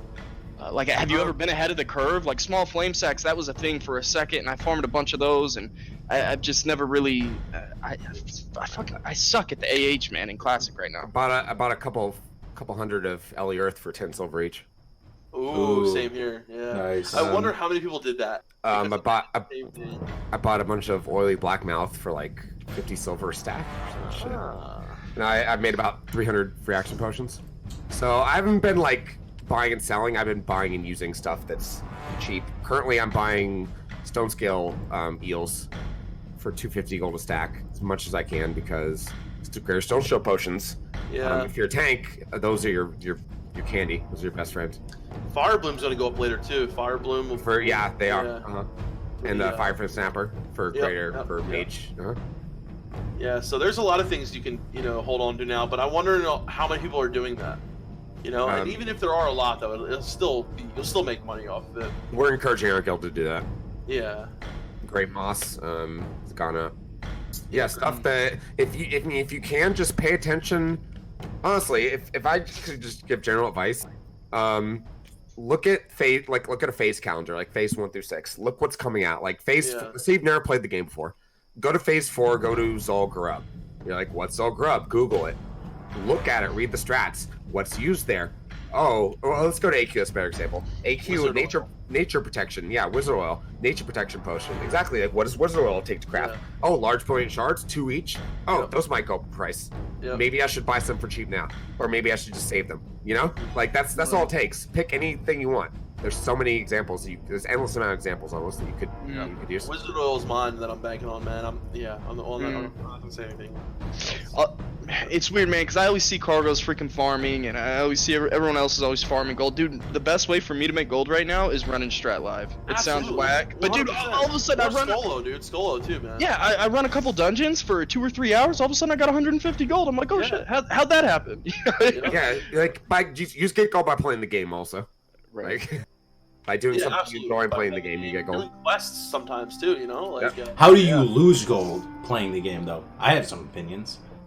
Fucking burn through your consumables like too fast for no reason. Like, I don't know. Yep. I burn through. See, I've made a lot of mistakes, man. I've made like that on day 1 of PvP. I don't even want to. I'm kind of scared to even look at my bank. See, what are you making? Like 10 silver if you fucking get the body, like, in a battleground. I was blowing sappers on like 3-man groups and stuff, dude. I was just like ripping it with every consume. Like I just, oh man. Because you're not making any money when you're getting honor, right? You're not making shit. Yeah. You're just spending money off of, and these things are expensive, right? Lips, major mana pots, major health pots, fucking faps. It's just free action potions, and it's just like. Sapper charges and grenades and all these things, and shit really adds up. Yeah, it really adds up, dude. Yeah, the sappers are just disgusting too. Oh man. Yeah. One thing that makes me laugh, Kargoz, and I mean this me and Defcamp, we kind of view rating the same way, but dude, we don't look at parses. I know there's 2 different sides. Some people are very competitive with parses, and that's fun to them. I save so much gold by not flasking, by not I don't do my full consumable list. We're still clearing content. Obviously, that we could go down a rabbit trail, but I save so much gold not pulling out all the consumables, at least for the content that we're at right now. And I think it's whack too. Like all the speed clears right now, they don't matter, right? Like speed clears are going to be a big deal at the after Nax whenever everybody's maxed out. That's whenever everybody's going to be blowing their load, right? Or maybe there's room to flex right now. But yeah, I mean, they I'm matter excited. For whatever it's worth, like that's the content out right now, and you're clearing it the best, right? True. Like, you get the most clout for it and stuff like that. What Scarm said before earlier, though, sometimes you invest in consumables to clear stuff way faster might actually make you more money because you can get back to farming gold or doing whatever you got to do, right? Yeah, that was a huge point. Yeah, I don't really. And also, some classes have to invest in. As a healer, you're kind of lucky, right? Because you really don't need a flask right now, especially when fights aren't lasting that long. Supreme power, or whatever. Like, what's the point? As a tank, though, like if you want to, like especially during progression or whatever, or a DPS, and there's other ways that you want to try to get and have a lot of more consumables. So as a healer, it's definitely nice knowing that only so. I mean, and it could be a little expensive, right? But I feel like as a DPS, like you said, Gray, especially someone who wants to get the most out of their parse or whatever, and I can still parse really fucking well and not even use have that many, which is nice as a healer. That's true. I mean, yesterday was the first raid. I didn't go raid spec. I was SL raiding, and I didn't have a flask, so it was double. I felt very strange raiding in that state, but it saved a lot of money. Let me break it down how much one raid costs. So you have the 100 golden respec costs, because you got to go 50 there, 50 back, right? That's 100. Keep up. The chat will keep up with how much it costs. You got a flask of supreme power. Market value is about 175 gold right now.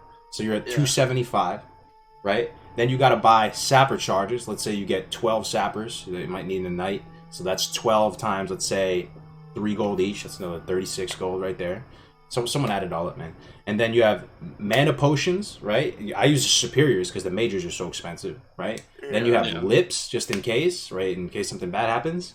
Then you have dark runes, which are like 5 gold a pop right now as well. You got the rum tuber surprise, those are cheap, but still, man, it's something. It's something. Daniel. Then you got greater arcane elixirs. Those are about 4 gold a pop. Then you got shadow power elixirs. Those are about maybe 3 gold a pop, right? Defcamp space. Then you got what else am I missing? There's fire resistance spots. Yeah, fire resistance spot, right? The lesser ones, and we use 2 GFPs for rag. Then you got band-aids, right? That's expensive, man.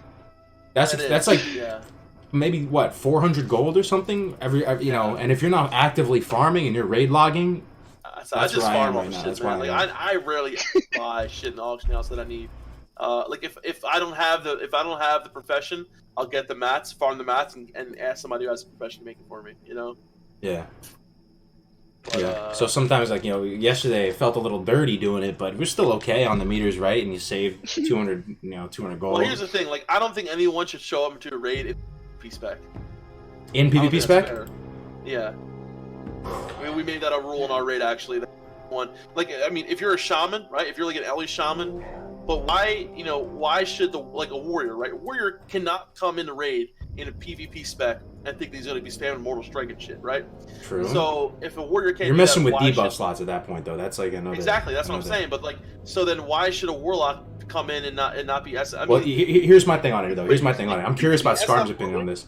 I think you set a benchmark based on parses, dude. Good in PvP and in PvE, right? So our argument was, now you're gonna have all these people who want to come in a PvP spec just because you came PvP spec, right? Well, why is it fair that he can do it? Well, at least if you're SM ruined, you can still PvP, you can still PvE. But if you go SL, man, I don't know. That's kind of just look. I still had some 90+ parses as SL yesterday, Defcamp. And here's the thing: I'm really curious about Scarm's take on this, because IMO. Your raid, you set your serious level, whether you're casual, semi-hardcore, hardcore, whatever, and you set, if you were to set some sort of benchmark for I'm going to parse at this certain level, not to say parses are the end-all, be-all, best thing ever, right?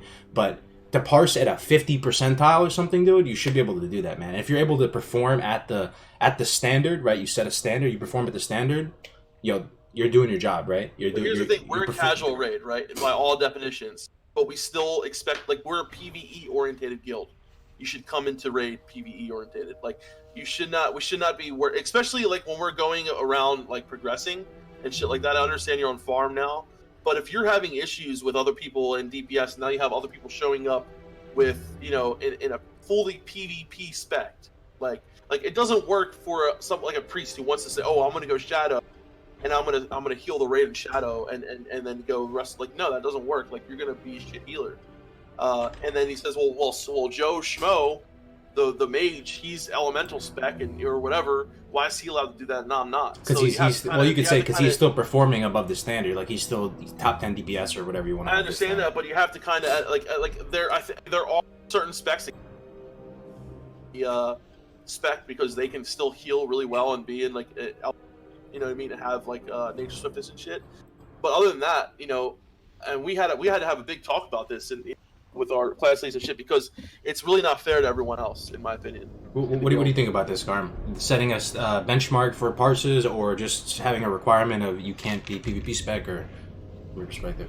So generally, you gotta ask why. Like, so ask the person, why are you showing PvP spec? Usually, like, the answer is usually simple. It's like they don't want to spend the gold on respecking, right? Excuse me. So that therefore an exception might need to be made. If they want to show PvP spec, like, you might need to make an exception for that person. But it could be that they're like, let's take an arms warrior, right? Take an arms warrior as an example. In Molten Core right now, let's say that an arms warrior happens to, like, a certain arms warrior, right? Say Kargoz the arms warrior, right? He happens to be able to just compete on meters. Like, he's doing as much damage as the Furies. He's just a good player, but he's arms right now. The reason why he's raiding his arms is because he pulled aside the guild leader or his costume or whatever and said, hey, look, I want to raid his arms, okay? The reason for that is because I'm PvPing a lot. There's a lot of consumables, you know, just make a case for yourself. Be like, I'm spending money on this, and that, you know, PvP is expensive, right? I plan to rank to X amount of, you know, the higher the better as far as your argument's concerned. For, you know, because I want to help the guild PvP, I want to get the gear for raids, and so this is what I plan to do. And I still want to raid, I still want to show up, support the guild, you know, and pull my own weight, but I'm asking you, can I raid his arms? I can still put up the numbers, and if I don't, then, you know, we can, you know, talk about it. And the one debuff Mortal Strike, chances are your guild's maybe not utilizing all 16 debuffs anyway. A lot of the time, if you ever see like a number of deep wounds on the target, there's debuffs that could be put up, you know what I mean? Does Mortal Strike have a higher priority than a lot of other... It does, but it's like, again, it's, if you're only using like 10, 12 debuffs anyway, there's 16 total. Yeah. Mortal So we Strike's still not are gonna push having off some anything. problems with some of our debuffs too, so not on all fights, but sometimes, so... Like, if you're not using Annihilator, you're not using as many debuffs as you could. Yeah. Like, okay. So, yeah, but it's like, that, you know, debuffs are... Right now, especially, like, no one has Thunder Fury, that's 2 right there. There's no Ignite, there's no Fire Mages, so, like, there's actually, like, usually some debuffs to spare right now, is what I'm saying. So we have Shadow Priest, and we have a lot of meme specs too, though, so, Yeah, so, like, if people are in this, you know, it's the whole guild atmosphere, like, if everyone's okay with it, if your whole guild, like, loves this arms warrior, maybe he's just has a good personality, you know what I mean? I guess it has to do a lot with this. Yeah. Would you rather have you're a min-max absolutely spec right. perfect for raiding, but they're missing world buffs and they're not flasking? Or I would rather take an SO Warlock with a flask and a Toep and all this that's still going 90 plus. Let me tell you something. We were farming Nax on Lightbringer, right? In my guild last attempt. There was this paladin in our guild named Dallas. Dallas was a ret paladin in Nax. He had Might of Menethil. He had, like, Kiss of the Spider. He had all this gear where you look at this and you're like, what? Like, normally, if this was, put it this way, if someone in my stream came to my stream and and I didn't know this person, they just linked me this random rat paladin and he had all this gear, like, let's say, like, phase 6, right? I would be like, what the hell? I'm like, who the hell gave all that shit? I'd have a negative reaction to it, right? Mm-hmm. Dallas, on the other hand, I fucking love this guy. Everyone's raid with him. He's, like, just charming. I don't know. It's like he's just a great, great, great guildie to have. Helpful. We'll bring repair bots. He'll heal when asked. He'll nightfall when asked. But when he's able DPS, he will. He'll flask. He'll put 110% effort into it. And as a result, no one got mad having him in the raid. No one got mad at him getting loot. And that's how it was. And there's no drama. And he was the exception to the rule. You know? Right. Yeah. Anybody could do that if they put enough effort into it. If you're showing up to raid and you have flasks and all like that, then you should have money to respec. Like, you know what I mean? So it's kind of besides the point. But like my main issue is like, no, what I mean is like, and that's like in his scenario, like I would have felt the same. Like, obviously he's doing what he can do to bring, you know, as much as he can to the raid, right? But if you're coming to raid and expecting, you know, to have no world buffs, to have no consumables, nothing like that, and be in PvP spec, and that to be okay. What if you're still top 5 DPS though? Like, what if there's a benchmark where you're somehow achieving it? But here's the thing, Kargoz. Like, as a byproduct, all those things that he just said about, like, you're not consuming, you're not going to be top 5 DPS as a suboptimal spec. That's just as a byproduct, you're not going to be top. You can on DPS. some fights. You absolutely can. I mean, it depends what class you are, right? I mean, for me, Well, we're talking about the type of player who's, like, takes a very casual approach to raid. He's not gonna give a fuck. He's like, you think he's gonna bring Faps to Gehennas? No, he's gonna get stun locked. Exactly. I'm just speaking selfishly from my position. Like yesterday, I showed up as SL, right? I still was SLSB, Well, you're, so you're I still a good player, had Kargoz. We're not Yeah, talking I'm talking about like in the whole, right? Because what's happened, I think the other thing that happens too is like one person might see that and say, "Oh, this dude's doing it. That's why you have a standard. He's not bringing anything." It brings a negative connotation to the raid. We're saying, "Well, he's bringing no consumables, nothing like this, coming in a PvP spec. Well, I'm gonna fucking do that too." What's the downside? Chat, rip me apart too if I'm missing something here. What's the downside of coming together as a raid and saying this is the standard we're going to expect from people? Well, we don't care how you get there, but you need to get to the standard. That standard could be at 50 percentile, could be at 40 percentile, could be at 60, 70, 80. Well, and so I agree with that for the most part. I think it's good to set a standard like that. And I'm just saying, like, unless there's some anomaly, I'm saying, like, as a byproduct, for the most part, like 99 out of 100 people, if you take an approach to raiding where you're casual and you're not bringing consumables and you're probably not paying attention to straps, you will not meet that expectation. You won't. That's what I'm saying. Like, you will not meet it, and there's going to be problems. And, and the other thing is too, like, okay, maybe someone got lucky this fight, but like, most fights, if you're doing that, you're not going to do. I'm not saying you, Kargoz, right? Yeah. No. You're saying people that are coming with that mentality to show up in a PvP spec, to show up with no consumables, with no raid buffs. Okay, you might get lucky on one fight somehow, miraculously, but 99% of the time you're going to be underperforming. And look, you can't look at because I parse horribly on fucking Lucifron every week because I do nothing other but dispel, right? Mm-hmm. So. You can't look at that and say, oh well, this person's. So you can't just look at parses to see what their role in that specific fight is. Every other fight, of course, my parses are better because I'm not just sitting there fucking dispelling other than Baron or whatever. But so you have to take in consideration multiple things that are going on. But I think as a whole, allowing that nonchalant attitude to say, okay, well, I'm going to show up PvP spec, show up without buffs, this, that, and the other. Not only is it bad for that person, but it shows other people that, okay, well, they don't give a shit, so I'm just going to show up in PvP spec, and it brings this mindset to people. For sure. If you don't have a standard, 100%, I'm on the same page with you, Defcamp. Because if you have no standard set and you do that, then people are going to copy. Then performance is going to suffer, right? But if you set a benchmark for performance and you go, this is performance based. We don't care how you get there. You can come with any spec you want. You can do whatever you want. You can show up with no world buffs. If you perform at the standard, you're not going to get kicked. If you are beneath the standard, now we have something we can blame and not get all personal and weird about it. We can go, hey man, we all agreed on this standard. You're not performing at the standard. Sorry, it's out of my hands. It is what it is, bro. Like, we're gonna have to sit you. One of our standards that we agreed upon was that people PvE oriented specs, and that was one thing about that, and I agree with that, but at the same time, so like if you say like we set a standard, but we don't care how you get there, but just get there. Right. One of the problems that I can think of immediately is you have to at least invite that person to one raid, right? To try, how else are you gonna know if they're gonna meet the standard? You can't just guess that they're not. Exactly. So you have to at least invite them to one raid. And in a lot of guilds, if your fellow guildies, you're in Molten Core, right? You're staring at the two Molten Giants you're waiting to pull. People are kind of checking each other out. Oh, new warrior. You can inspect this guy. Oh, this guy's a two-hander. He's arms. I can see that because of details add-on. Yeah. He doesn't have any chance. He's not using consumables. Immediately you're gonna get a bad taste in your mouth, and that's probably gonna negatively impact the raid atmosphere. Like, people are gonna start talking shit, making comments. I've seen it happen all the time. So that's, in that case, though, he may be a little bit. There might not be the ability to finesse a higher. He may actually just be below the standard, though, right? But what if that same guy that you're looking at somehow miraculously, maybe he's using a combination of necromancer effects, perfect sapper charge, he's fucking just pre-popping, doing weird shit. There's always little weird things you can do, right? What if he was? But already he's going very going above and beyond by bringing. Because the thing is, like, it's like it's like you start the basics. Like, the basic is like getting good gear, getting enchanted, getting like your elixirs. Then like your more advanced strategies, like sappering, sweeping strikes, having an actually good rotation. Like, it's like nobody. I've never met anybody who lacks the base but has like the what's at the top. Like, how I've never met anyone who does these advanced tactics but lacks the basic knowledge. It doesn't make sense. Yeah, it's like not knowing how to do long division, but you're a master at algebra or something like that. Yeah, it's like that doesn't happen. Yeah.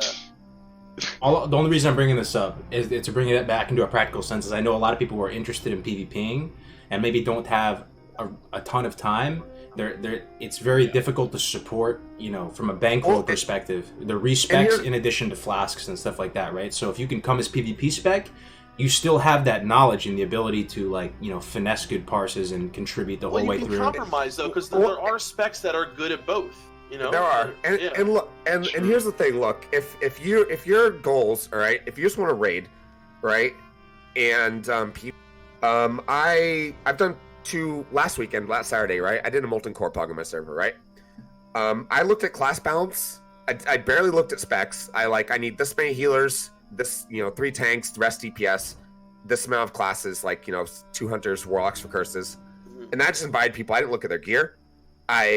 Shamans, I didn't really care what the spec shamans were. I just wanted their totems. Yeah.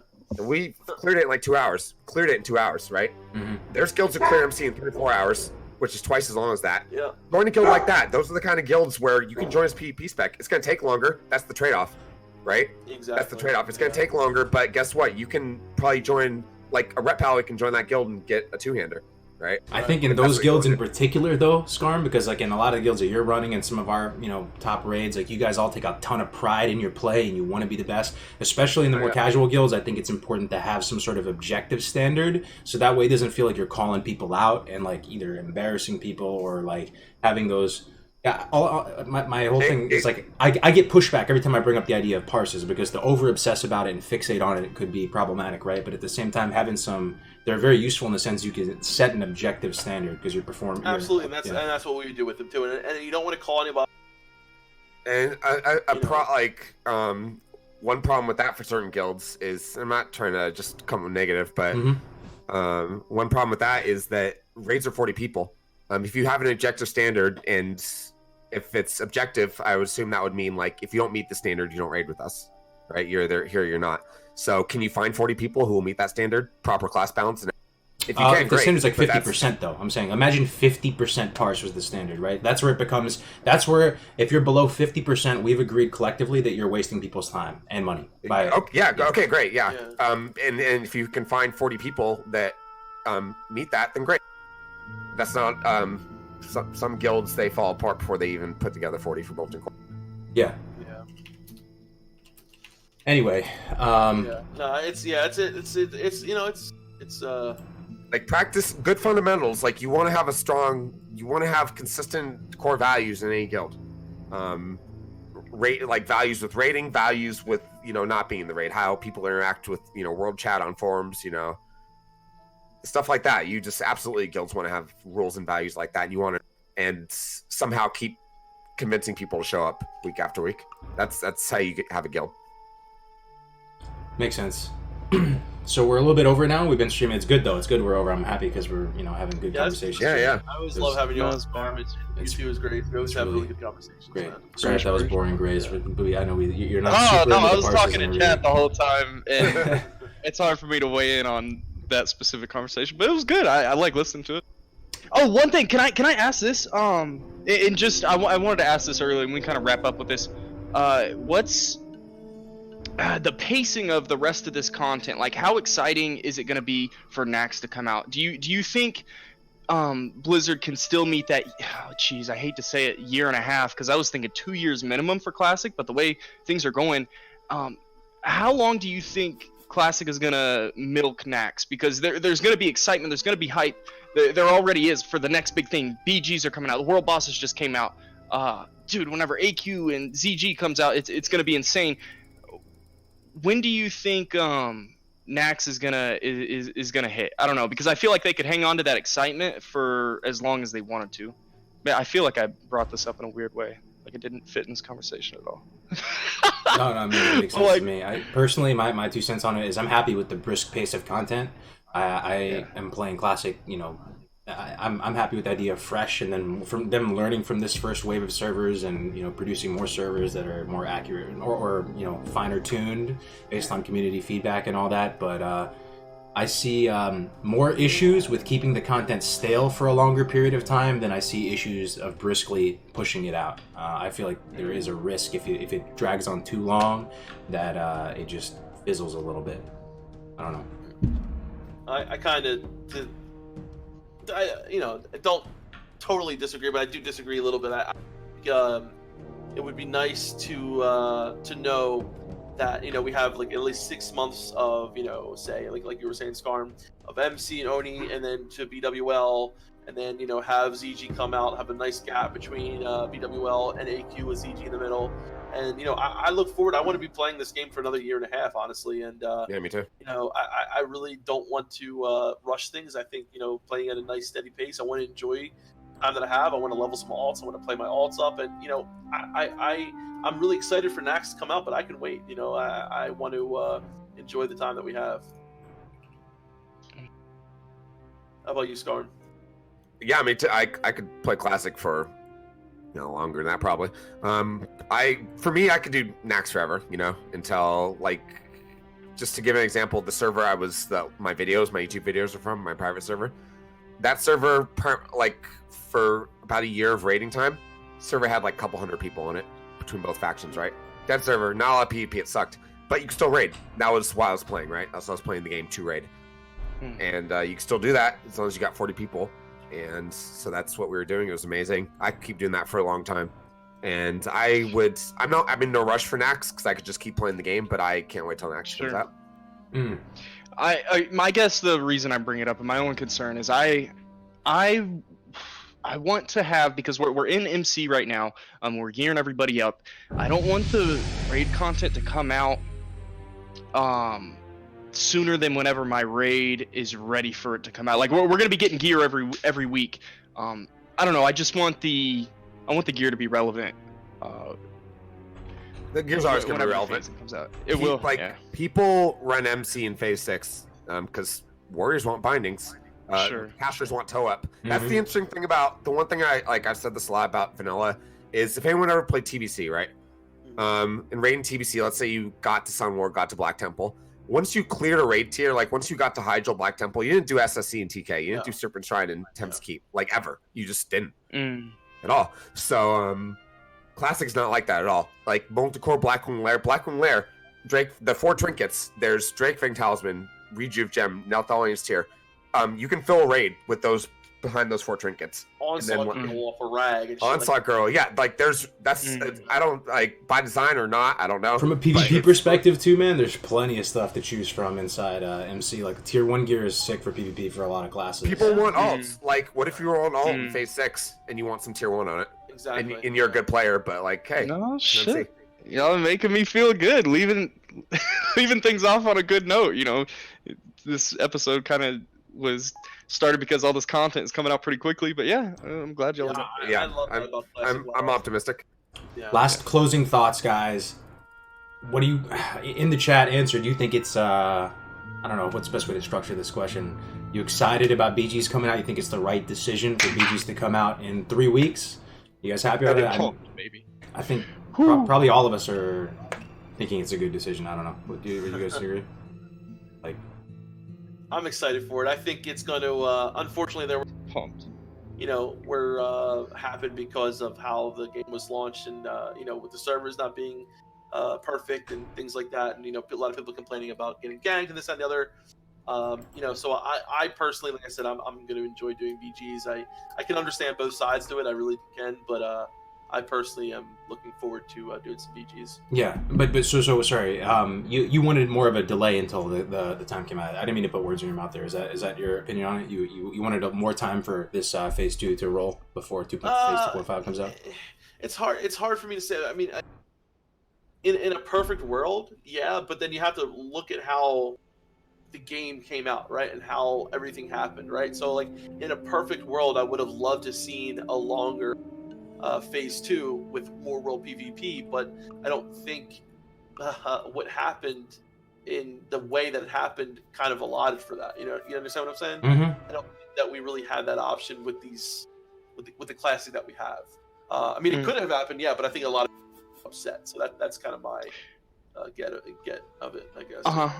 I'm really excited. I could say something crazy here, but it's kind of felt like Classic and it's the way it's produced results on Twitch. A lot of people have said maybe they're pushing content out because subscribers are falling, like viewership is going down, so we need to put the next new big thing out there. So I'm really excited about BGs. I don't care that everything that's happened up to this point, yeah, it's happened kind of quick. Maybe I honestly think, and I won't say this for a fact, but I'm pretty sure if you go back to the vanilla timeline, it's faster than how content got released originally in vanilla. But I'm okay with it because I think once we hit this point, once BGs come out, I think there's going to be tons of things to do. Dude, you're always going to be able to fire up a stream and watch people do Battlegrounds. Battlegrounds It's a good point, Grace. Everyone's taken care of to some capacity, right? The people you're mentioning it, Scar, and the people that are whining about whatever, everyone's going to effectively sort of be shut up to an extent. You got world PvP, you got bosses, you got raiding, world bosses, raiding.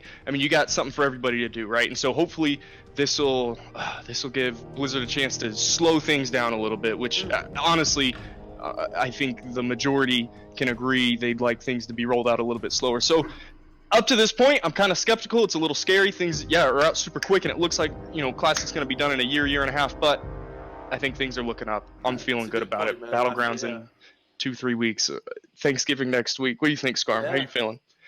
Yeah, as long as, like we said earlier, like I think BWL late February, which is 6 months after launch, I'm happy. So far I'm happy with everything they've done so far on a large scale, like for the most part. Not 100% of the decisions, but I'm happy with how things are going so far. I'm happy Battlegrounds are coming out.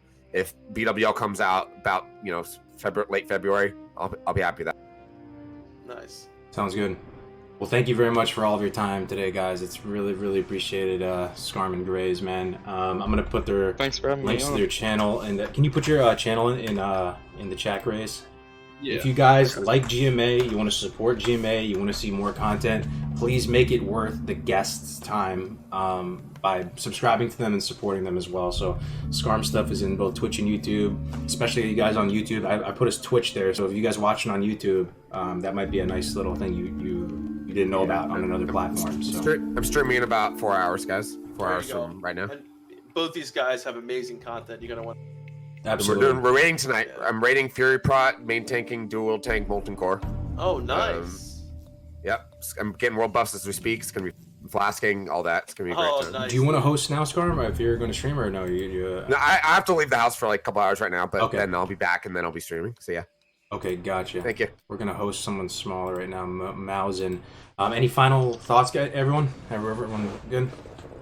I just had a great time, and I want you guys go ahead and check out Scarm and Grays, and you guys know, Melderon and I have our channel, so just keep on grinding. That's it, baby. Absolutely. Thanks for your time today, guys. We'll see you next week on GMA 35. Have a great one. Peace.